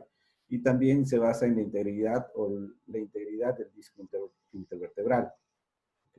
Yo pienso que conforme vamos evolucionando y vamos comprendiendo más la columna vertebral, comprendiendo más la personalidad de este tipo de fracturas, vamos a ir descubriendo mayores alternativas de manejo. ¿Sí, maestro? No, termina, Luis, por favor. Ok. Entonces, sí, yo también cojo en el manejo de mis patologías mucho estas recomendaciones de la Sociedad Alemana de Trauma, ¿no? Y sí, hay mucha razón en las recomendaciones que dan, a pesar de que las recomendaciones de AO no las manifiestan, ¿no? Sí, maestro, puede continuar. Comentario, y quizás sería bueno para crear un poco de controversia, la clasificación AO es de tomografía.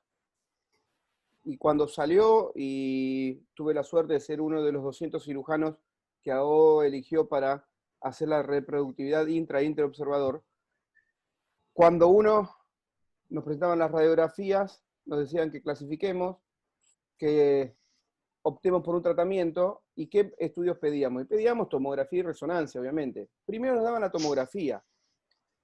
Y entonces nos preguntaban si habíamos cambiado la clasificación. Y muchas veces sí. Y si cambiamos la clasificación, cambiamos el tratamiento. Y luego venía la resonancia, que no siempre cambiaba la clasificación. Y por ende, no cambiábamos el tratamiento. Y ahí salió la indicación del grupo AO de hacer tomografía y no resonancia. Pero en la actualidad hay muchos trabajos que han demostrado los falsos negativos que tiene la tomografía. Creo que todos tenemos pacientes con una lesión estallido, vamos a suponer, que se ve en la tomografía, sin un compromiso ligamentario, que no deberíamos pedir resonancia. Y Luis, tú sabes, has estado conmigo, cuando me llaman, lo ven los residentes habitualmente ya tienen, tanto en Italiano como en San Martín, la tomografía y la resonancia.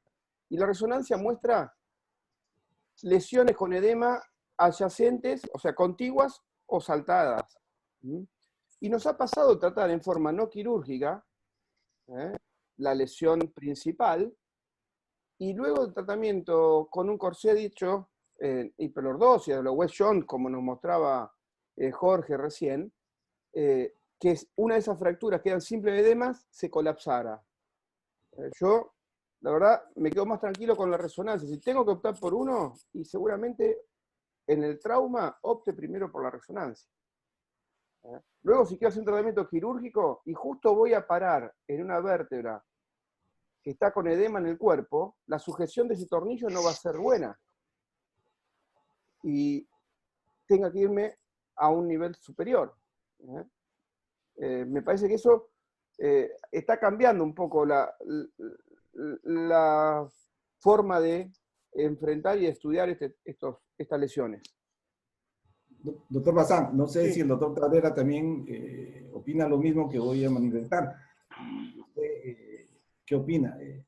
Estoy de acuerdo. Si estamos en un hospital donde tenga la posibilidad de hacer estudios de resonancia magnética, pues bien por el paciente, ¿no? Entonces, no retrasar los estudios que podamos pedir. Pero, ¿qué pasa si no estamos en un hospital donde que no hay posibilidad de hacer un estudio de resonancia magnética? El comentario es, ¿se tendría que retrasar el manejo quirúrgico de estos pacientes hasta esperar un estudio de resonancia magnética? No sé, No. ¿qué opinan? Por eso dije que mi comentario iba a ser controvertido. Y para estimular la controversia, que quizás es la forma que aprendemos todos, los que en teoría somos expertos, y todos los que nos están escuchando, que hay 131 ahora, que están empezando. Obviamente, si no tengo resonancia y tengo que derivar a mi paciente 500 kilómetros a una resonancia o esperar 2 meses a que hagan la resonancia, nada justifica esperar. Claro, Nada justifica no, esperar. claro, no es indispensable la resonancia. Si tengo la oportunidad de tomar resonancia, escojo resonancia, pero con una buena radiografía anterior y lateral y además del examen clínico, yo creo que es suficiente para hacer una toma de decisión. No podemos, hay estudios en que refieren que si nosotros operamos o tomamos la decisión de tratamiento antes de las 72 horas, los outcomes son mucho mejores que un tratamiento diferido. Si vemos que no tenemos resonancia o una tomografía cercana, con una buena radiografía es más que suficiente para hacer la toma de decisión. La toma de decisión primaria, después podemos poder aumentar o variar o hacer otro tipo de tratamientos, pero el tratamiento inicial, que es el que nos va a dar el pronóstico favorable o en mejor porcentaje, basta y sobra una radiografía y una radiografía bien tomada. Pedro, como decías, efectivamente controversial el comentario. Me gustaría saber más o menos en qué porcentaje te ha sucedido eso, porque supongo que es un porcentaje bajo de los pacientes que te ha tocado eso. A veces lo que sí encontramos cuando estamos operando al paciente, que está programado quizás para 4 tornillos, una fractura de un cuerpo vertebral para 4 tornillos, sentimos al momento de pasar la lesna la calidad del hueso no muy buena. Entonces, en ese momento podemos tomar la decisión de hacer una instrumentación larga, ¿no? Si es que solamente vamos a hacer por detrás. Ahora, nosotros lo que llegamos a hacer, bueno, pues realmente muy rara vez, como les decía, tomamos una resonancia. No hemos tenido afortunadamente complicaciones de este tipo, pero sí, como en el caso que les presenté, un paciente que una fractura 1 no justificaba la alteración neurológica. ¿Qué si hacemos siempre, previamente al revisar la tomografía, a la exploración física secundaria que le hacemos, es palpar el espacio interespinoso? Hemos encontrado desde dolor al palpar el espacio interespinoso, edema y hasta equimosis. Y esto nos hace sospechar que pues, tenemos una lesión de ligamentos, partes blandas, que no vamos a requerir una resonancia porque sí o sí tiene una alteración de ligamento interespinoso. Y si además tiene una fractura de cuerpo vertebral inestable, pues ya para que lo sometemos a una resonancia. Hay que operarle de todas maneras. Y si no tenía lesión de ligamento, la lesión ósea sí justificaba la cirugía. Controversia es cuando es una A1 y tenemos sospecha y hay dolor, entonces como en el caso que les presenté. Pero cuando tenemos por sí solo una fractura del cuerpo vertebral que es inestable, tengamos sospecha o no del ligamento interespinoso, lo vamos a operar.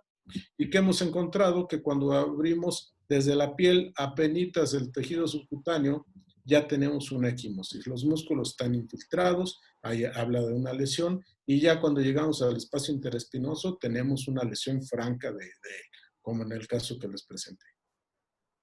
Lástima, Jorge, que se suspendió Global. Uno de los trabajos que llevaba el Global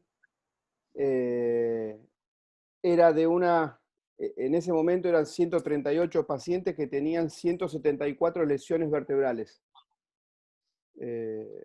Muchas de ellas, de las 40 que sobraban, eran lesiones de edema del cuerpo vertebral, que se diagnosticó por resonancia.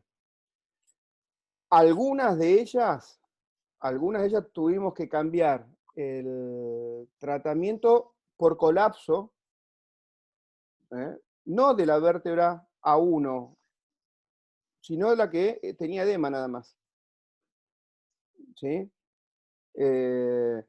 Y otro trabajo de lo que llevaba era de las lesiones extravertebrales asociadas que nos hacían ser quizás más agresivos. Había una pregunta, perdón Luis, de ¿hasta cuándo el control del daño? En realidad el control del daño es una filosofía inmediata al ingreso del paciente.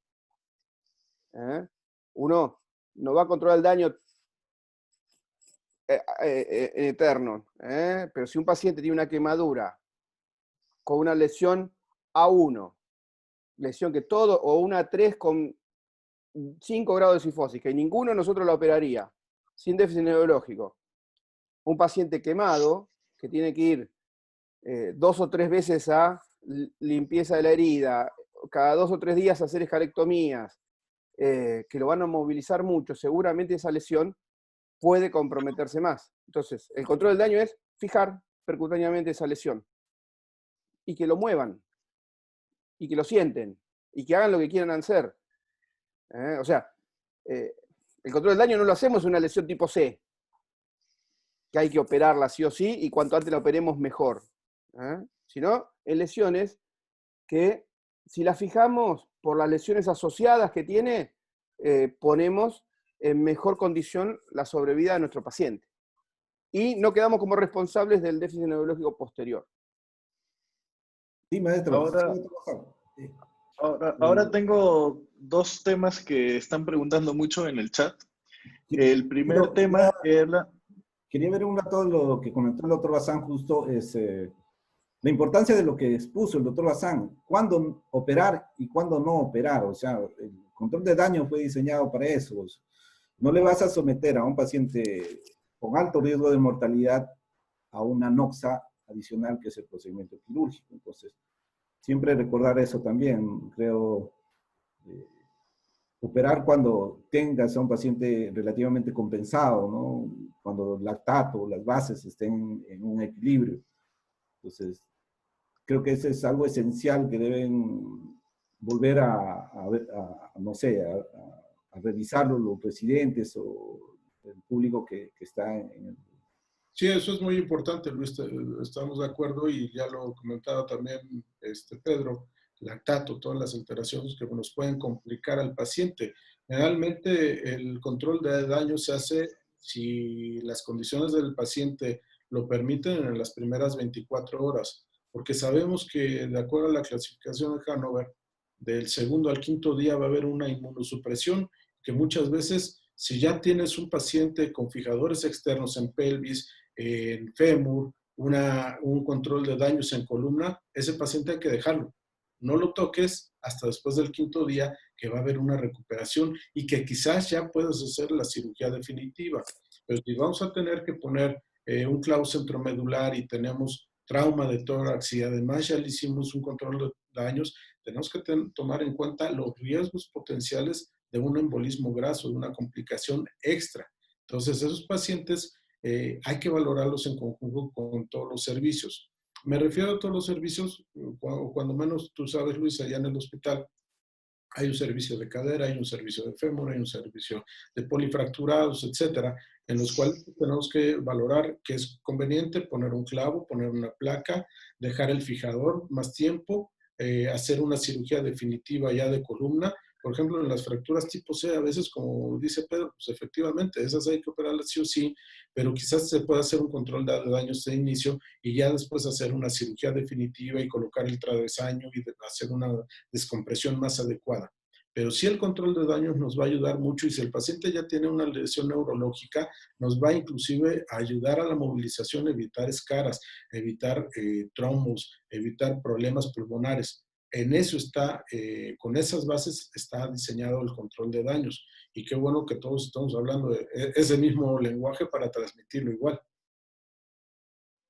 Sí, Pedro. Perdón, Martín otro tema controversial, ¿sí? Que es lo que hay que buscar. Martín Tejada, no sé si lo conocen. Sí, sí, yo. Me saluda y bueno, me preguntaba a mí, pero es más para ti, Jorge, y Micaela Sinali también, una reciente ortopedia del Hospital San Martín. Pregunta sobre el esquema NACIS, el uso de corticoides. Controversial siempre.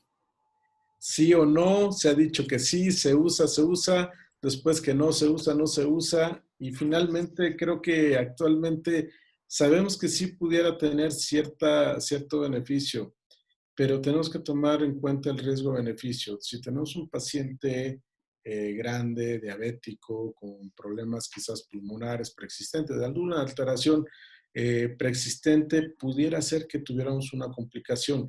Ahora, casi en el hospital nosotros no lo usamos.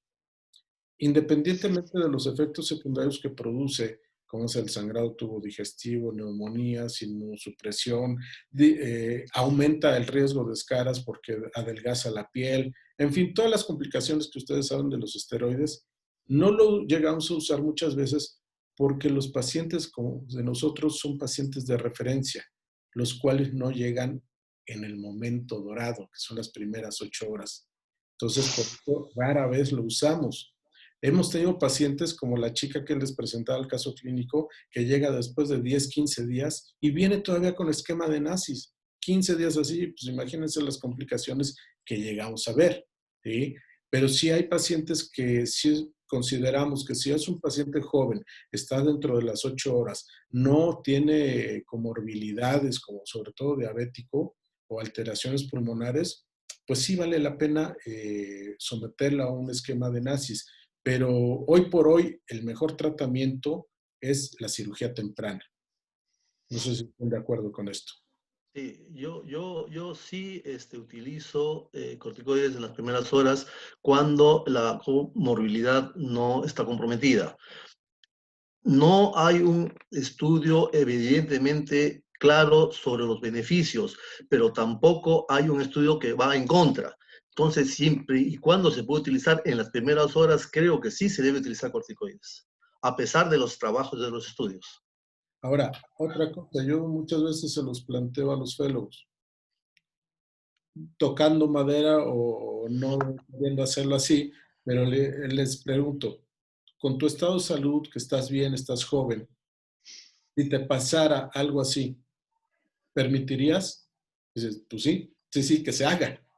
Entonces, si nos ponemos en ese lugar de los pacientes, pues bueno, es una alternativa. Quizás funcione, quizás no, pero es una alternativa, pero les repito, y creo que hoy por hoy, ya sea trauma cervical, toracolumbar, la cirugía temprana es lo mejor que pudiéramos hacer, cuando las condiciones del paciente lo permitan, claro.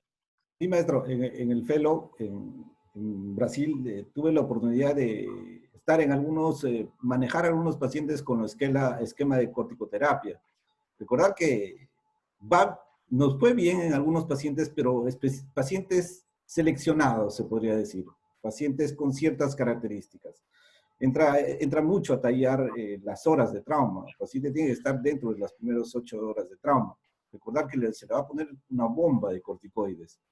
Un paciente obeso, un paciente con trauma torácico, con trauma abdominal, no entra en estos esquemas. Recordar que el esquema de corticoides va básicamente para mejorar o evitar que la zona de edema o la zona de penumbra de la lesión medular sea más amplia. Okay. Lo que siempre me manifestaba el doctor Viale es diferente tener a un paciente con una lesión a nivel de C6 a tener un paciente con una lesión a nivel de C3 o C4. Estás destinando a ese paciente a que viva con un ventilador mecánico. Entonces, tratar de recuperar niveles de lesión con un esquema de corticoterapia sería aceptable, pero vuelvo a repetir, se tiene que escoger muy bien a los pacientes, porque si no estás sometiendo a riesgo. Yo también estoy plenamente de acuerdo con el manejo o la descompresión temprana. Yo creo que la descompresión temprana es una muy buena alternativa para recuperar a un paciente con posible compromiso neurológico, ¿no? Ahora acá en el chat hay unas cuantas preguntas sobre la osteoporosis. Bueno, sé que sale del tema respecto a al trauma que estamos haciendo, pero si tienen algunas consideraciones con respecto a la osteoporosis, de acuerdo al modificador clínico o a la decisión quirúrgica. Adelante, doctor Bazán. Sí, justo te iba a hacer el comentario, porque es un error muy frecuente del traumatólogo general o del neurocirujano clasificar las fracturas por osteoporosis con la clasificación AO. La clasificación AO no es para fracturas osteoporóticas. Aconsejo usar la clasificación de la Sociedad Alemana de Ortopedia y Trauma, que sí tiene una buena clasificación basada en la morfología de la lesión en 5 tipos, que se puntúa, 2 puntos cada tipo, luego la necesidad, la presencia o no de dolor, la necesidad o no de osteosíntesis, el ASA del paciente, y hace una puntuación y da indicaciones de tratamiento, pero no se deben clasificar ni tratar como fracturas traumáticas. Doctor Bazán, en cuanto a las fracturas, ¿en qué grupo etario pensar en hacer un estudio de densitometría? O si tienen en su hospital, o si usted hace descartes de la densidad mineral ósea por estudios tomográficos, ¿no? ¿Y en qué edades pensar ya en que este paciente puede tener osteoporosis, ¿no? Y plantear otros criterios, como usar cementación, tornillos con cementación, con aumentación, o hacer fusiones largas. Tiene que ver mucho el grupo etario, tiene que ver mucho el sexo. A todos los pacientes se le pide densitometría ósea. Aquí deberíamos distinguir entre patología degenerativa y traumática. ¿Sí? Vamos a suponer primero en degenerativo, que puedo contestar lo que me estás preguntando. En el trauma no le voy a hacer una densitometría. Sí le voy a hacer un control de medida Hanfield por tomografía, que ahora hay muchos trabajos que asimilan la densidad mineral ósea por densitometría con la medición de tomografía. Y depende mucho del paciente, porque uno podría entrar en el error que toda mujer posmenopáusica es osteoporótica, y no es así. 6 de cada 10 mujeres van a tener osteoporosis posmenopáusica, que es la más frecuente.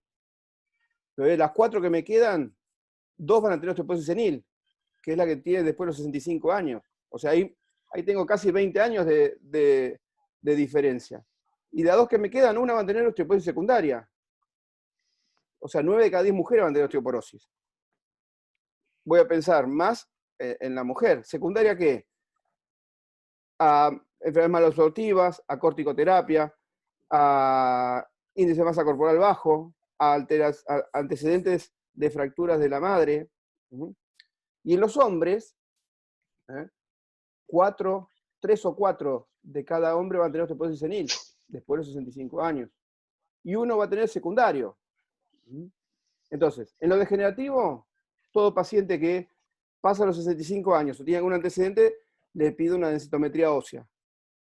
Y en la actualidad estamos trabajando con mediciones tomográficas para ver si estuviera la fractura con una tomografía, le pido al técnico que me mida, o lo podemos hacer con nosotros con los sistemas, con el software, medir las unidades de Hanfield para ver la densidad que tiene. Si está por debajo de 140 es osteoporosis.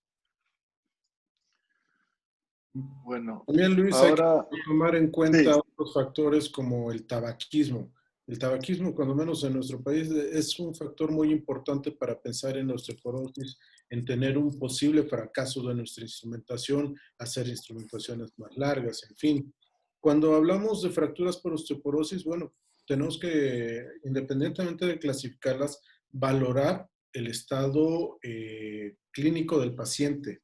Hay pacientes que inmediatamente con cualquier analgésico se quita el dolor, pero hay pacientes que pasan 4 semanas, 6 semanas, 2 meses y siguen con dolor. Y si vemos una radiografía nueva, sigue habiendo un colapso, que no ha habido datos de consolidación. En estos pacientes optamos muchas veces de hacer una radiografía lateral con un bultito en la espalda para hacer hipoextensión. Y si vemos que aún se mueve, eso quiere decir que esa fractura no ha consolidado y está causando dolor. Entonces, de esas sí o sí les hacemos un manejo con vertebroplastía. Anteriormente usaba cifoplastía, pero como ustedes saben, los costos son más elevados. Una vertebroplastía es mucho más económica, pero obviamente la cifoplastía se prefería por el control de la fuga, que quede equidistante de un lado de otro, que sea bilateral, que, vamos, morfológicamente quede mejor. Sin embargo, hemos visto que con una posición en la mesa de operaciones de hiperextensión, prácticamente ahí se reduce la fractura y simplemente hay que colocar el cemento. Y esto lo hacemos a través de una vertebroplastía unilateral, corre igual para los dos lados, tanto en AP como en lateral, podemos ver un adecuado llenado de este tipo de fracturas. Hablaban hace tiempo de que únicamente se recomendaba hacer vertebroplastías o cifoplastías o incluso estentoplastías de T8 a distal. Sin embargo, lo más alto que hemos trabajado ha sido T4 y hay precisamente en la sociedad alemana, he visto algunos trabajos que han hecho vertebroplastías a nivel de C2, lo cual se me hace muy riesgoso. Las he visto, pero jamás he hecho una, ¿sí? Lo más alto que hemos trabajado es T4, que hablan que se interponen los brazos, el húmero. No, se puede colocar bien al paciente y tener un buen control con un buen relleno del cuerpo vertebral con cemento. Y obviamente, como ustedes saben, el dolor se quita de forma inmediata. A diferencia del paciente joven, el paciente joven no tiene una buena evolución con la vertebroplastía o cifoplastía, o vamos, con el cemento óseo. bueno, Agrego algo ahora a lo que dijo Jorge, muy importante, perdón Luis. no siga nomás, doctor. Un fenómeno de riesgo, no solamente que siga el colapso y esa movilidad, sino que veamos un signo de vacío dentro del cuerpo.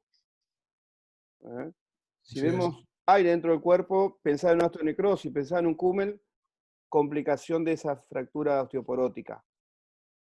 Y el tratamiento es como dijo Jorge. Otro tema que no tenemos en cuenta y que los alemanes sí, es realmente la lesión del disco. ¿Cuántas fracturas A1 vemos que en la resonancia del disco superior, relacionado con el platillo afectado, aparece hiperintenso? Aparece con hematoma dentro del disco y después se va a colapsar rápidamente.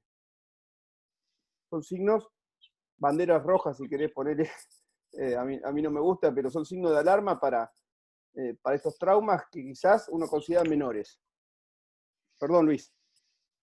Sí, en aras del tiempo, vamos a pasar a la resolución del caso clínico.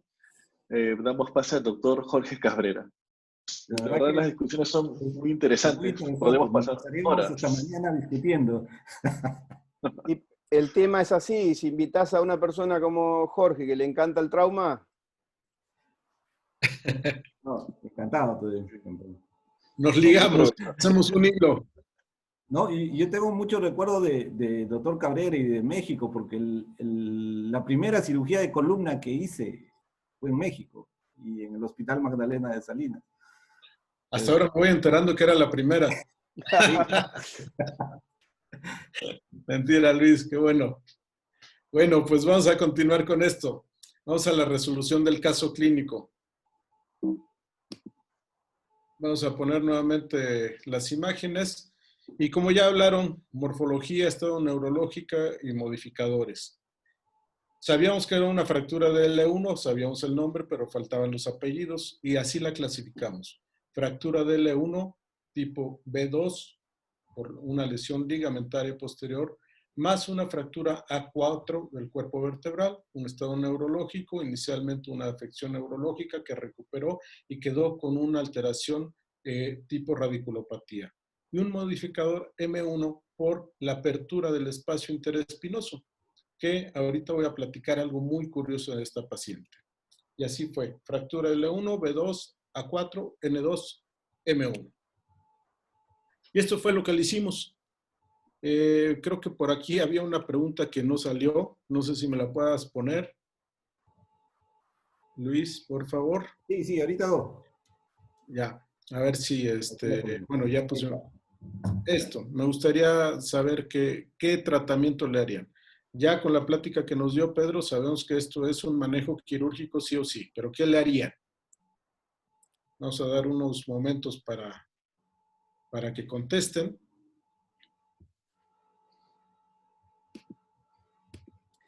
sabes que me parecía que ibas a hacer una pregunta tramposa de la fractura de la lámina. Bueno, ya que estamos en eso, esto no es una fractura de lámina. Curiosamente no es una fractura de lámina. Vamos al corte sagital y como verán, aquí se ve la espinosa muy clara. Y dicen, bueno, aquí no veo las espinosas, puede ser la proyección, que el paciente esté un poco rotado, en fin. Realmente no le tomé mucho interés a eso. Vi el espacio aumentado, dije, pues es una lesión tipo B más fractura 4. Vi este corte en la tomografía y vi aquí, dije, bueno, va a ser el nivel. Tampoco le tomé quizás mucho interés a eso. Sabía que teníamos que operarlo sí o sí, ¿no? Entonces, ya en la cirugía que encontré, no sé si ya tengamos el resultado de las preguntas. Bueno, en lo que están, resulta que abordaje posterior, 51% doble abordaje. doble abordaje, sí, y 44% solamente una vía posterior. 5% un abordaje anterior únicamente. Muy bien. El 51% se va por doble abordaje. Entonces, esto que pareciera una fractura de la lámina, curiosamente es una espina bífida y tiene hipoplasia de las espinosas. Estas eran sus espinosas. Y seguramente por la hipoplasia, el déficit que teníamos aquí de hueso, esta fractura que quizás no iba a ser tan severa, fue muy severa por la debilidad que tiene aquí, tanto ligamentaria como ósea. Hemos visto espinas bífidas quizás a nivel cervical, a nivel de L5, pero a nivel de L1, créanme que muy rara vez hemos visto esto. Acompañado de hipoplasia de espinosas, menos. Bueno, entonces les comentaba, esto fue lo que hicimos. No sé qué opinen. Aquí vemos los controles radiográficos. Lo que nosotros hacemos, o lo que me gusta hacer a mí, es colocar de un solo lado lesnas y tomar un rayo, no uso intensificador, un rayo, que son estas imágenes precisamente, API lateral. veo que están bien, coloco los tornillos y de forma de espejo, el ayudante que está conmigo coloca los otros tornillos. Y con esto pues disminuimos la radiación que podamos tener en la sala. Aunque tengamos toda la protección que ustedes quieran y manden, pues si esto lo haces cotidianamente, pues te estás radiando cotidianamente. Esto fue lo que hicimos. Después de esto, bueno, y aquí déjenme comentarles, vean, realmente ya estaba reducida, pero no se ven espinosas, pero es por lo que les comentaba, la hipoplasia de las apófisis espinosas y que además había una espina bífida. Después de esto, pues seguramente todo el mundo se queda inquieto. Bueno, hay una multifragmentación del cuerpo vertebral, criterios de McCormack, los cuales hablan de los fragmentos, de la posición, y bueno, estamos seguros que ya hicimos una buena descompresión. Neurológicamente, ¿cómo le fue a esta paciente? Bueno, neurológicamente tuvo aún mayor mejoría, sin embargo, no total. Y obviamente no nos quedamos con esto, hicimos una tomografía posoperatoria. Aquí, como verán, pues todavía, a pesar de que se modificó, me voy a regresar tantito a la tomografía. Vean el fragmento tan importante que hay aquí en el conducto y ya en la tomografía está ligeramente mejor, pero no completamente bien, ¿sí? ¿Mejoró la altura del cuerpo vertebral? Sí, pero se ve todavía una fragmentación importante. ¿Se alineó y mejoró el CIFOS? Sí, también. Sin embargo, como les decía, el 80% del peso del cuerpo pasa a través de la columna anterior sobre el cuerpo vertebral. Si nosotros nos quedamos con esta instrumentación al no haber un soporte anterior, pues muy seguramente o se pueden aflojar los tornillos o se pueden romper. Entonces requerimos de algo más, además de que persiste la invasión, y aquí podemos ver la alteración de la espina bífida. Un punto importante, esta paciente tenía 10 días de evolución. Nosotros muchas veces cuando hacemos la distracción y hacemos ligamentoctaxis en pacientes que tienen menos de una semana de evolución, los fragmentos tienen una mejor acomodo o se reducen mejor. Ya en pacientes que tienen más de 10 días, aunque nosotros hicimos todas las maniobras para hacer la distracción, la reincorporación o la reducción de los fragmentos óseos es nula o muy pobre. En este caso fue pobre y le faltó. Entonces, por lo tanto, decidimos en un segundo abordaje hacer esto, un abordaje vía anterior. Por eso la propuesta de las preguntas de hacer un doble abordaje. Primero el posterior, damos un control de daños. Comentábamos, esta paciente tenía un hemotórax izquierdo pequeño, de un 20%, que no ameritó la colocación de un sello pleural, pero sin embargo nosotros al hacer el abordaje, en este tipo de pacientes donde las fracturas son en la unión toracolumbar, siempre teníamos la posibilidad o el riesgo de que al momento de desinsertar el diafragma, que aquí se ve parte, se lesiona de forma inherente la pleura, se abre la pleura y pues bueno, esto nos ayuda, uno para drenar el hematoma y otro para tener una mejor visualización. Y como verán, bueno, la visualización en este tipo de abordajes es pobre. Para los que no tengan una, pues familiarizados con este tipo de abordajes, déjenme explicarles. Acá es la caudal, acá es cefálico, esto es anterior y esto es posterior. Como cirujano nosotros trabajamos atrás a nivel posterior y estamos viendo esto.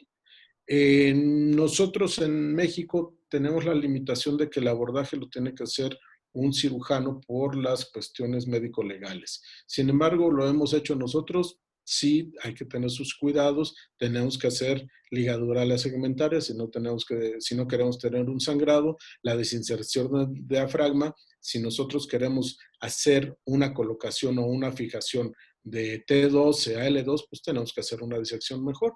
Aquí únicamente íbamos a hacer la corporectomía de L1. Aquí vemos parte, aquí estamos señalando ya la corporectomía y aquí un acercamiento.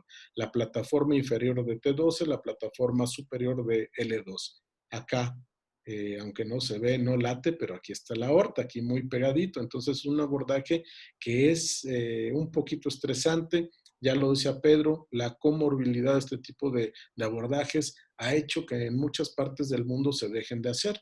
¿Por qué? Por las complicaciones, y optan por hacer desde atrás, instrumentaciones largas, en fin, otras opciones para tratar de evitar este abordaje. Y aquí ya tenemos la colocación de la malla. Vean la visión realmente que tiene uno como cirujano. Pues es pobre. Aquí tenemos un acercamiento, pero la visión es pobre la que tenemos aquí. Y hacemos radiografías transoperatorias para ver cómo queda la malla. Es importante tener el instrumental adecuado, pinzas Harman, pinzas Garrison, cucharillas largas. ¿Por qué? Porque estamos trabajando a la mitad del cuerpo, y acuérdense que yo les dije que era una paciente obesa. Entonces aquí tenemos los controles tanto anteroposterior como lateral. Vemos parece ser una adecuada colocación de la malla, una adecuada descompresión del cuerpo vertebral, y lo que hacemos nosotros, una vez que se resuelve esto, en este caso dejamos un pleuro, un sello de agua para expandir el pulmón y que mejorara obviamente la mecánica ventilatoria y no tuviéramos complicaciones. Y hacemos una tomografía posoperatoria. Vemos que la descompresión se logró. La malla sí está un poco lateral, hacia la izquierda todavía, debería estar un poquito más central, pero sin embargo vemos la descompresión y el buen soporte que tenemos por vía anterior, y con esto tratamos de asegurar que esta paciente no tenga mayor complicación. Y así lo pensamos. Sin embargo, sí tuvimos una pequeña complicación. ¿Qué sucedió? Que la sonda del pleuro estaba muy adentro, y como verán aquí, no se había reexpandido después de 2 días el pulmón. ¿Qué se hizo? Simplemente se traccionó un poco la sonda para que diera cabida, que los orificios hicieran su trabajo. Se reexpande el pulmón. A los 3 días de la cirugía se retira la pleura, y esta paciente, como les decía antes de que empezáramos la plática formal, son pacientes que por las cuestiones de la pandemia están en casa y están haciendo cosas muy raras, como ella, que se cayó de un árbol de 8 metros, hizo cosas raras. Y con esto lo que les quiero decir, que es una paciente, como decimos en México, calientita, saliendo del horno. Esta paciente es de la semana pasada. La acabamos de operar y afortunadamente ya está en casa, nuevamente en Chiapas. Muchas gracias.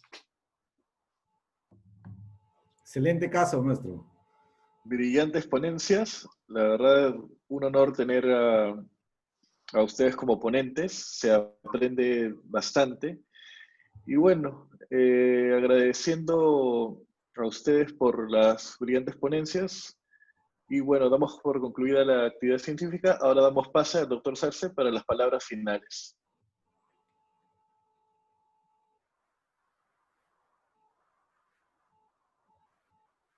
Hola. Bueno, muchísimas gracias y felicitaciones a todos los expositores. Muy interesante cada una de las presentaciones y las recomendaciones. El caso clínico también muy interesante. Queremos agradecerlos y felicitarlos por haber participado en esta sesión científica. Y a todos los que todavía están con nosotros, los invitamos por favor a visitar nuestra página web, donde pueden ver todas nuestras actividades que están programadas para este fin de mes y también para el siguiente mes. Tenemos interesantes sesiones científicas, sobre todo tocando temas de uso cotidiano, de problemas frecuentes, y siempre con invitados de gran experiencia como los hemos tenido el día de hoy. Muchísimas gracias, nuevamente felicitaciones, y los esperamos en nuestras próximas sesiones científicas, y los invitamos también a visitar nuestra página web, donde pueden tener ustedes toda la información acerca de nuestras actividades. Muchísimas gracias y nuevamente felicitaciones a cada uno de los expositores, al doctor César Ábalos Arenas también en la coordinación de esta actividad, y a la directiva de la Sociedad Peruana de Columna Vertebral por esta magnífica sesión científica. Muy buenas noches. Muchas gracias.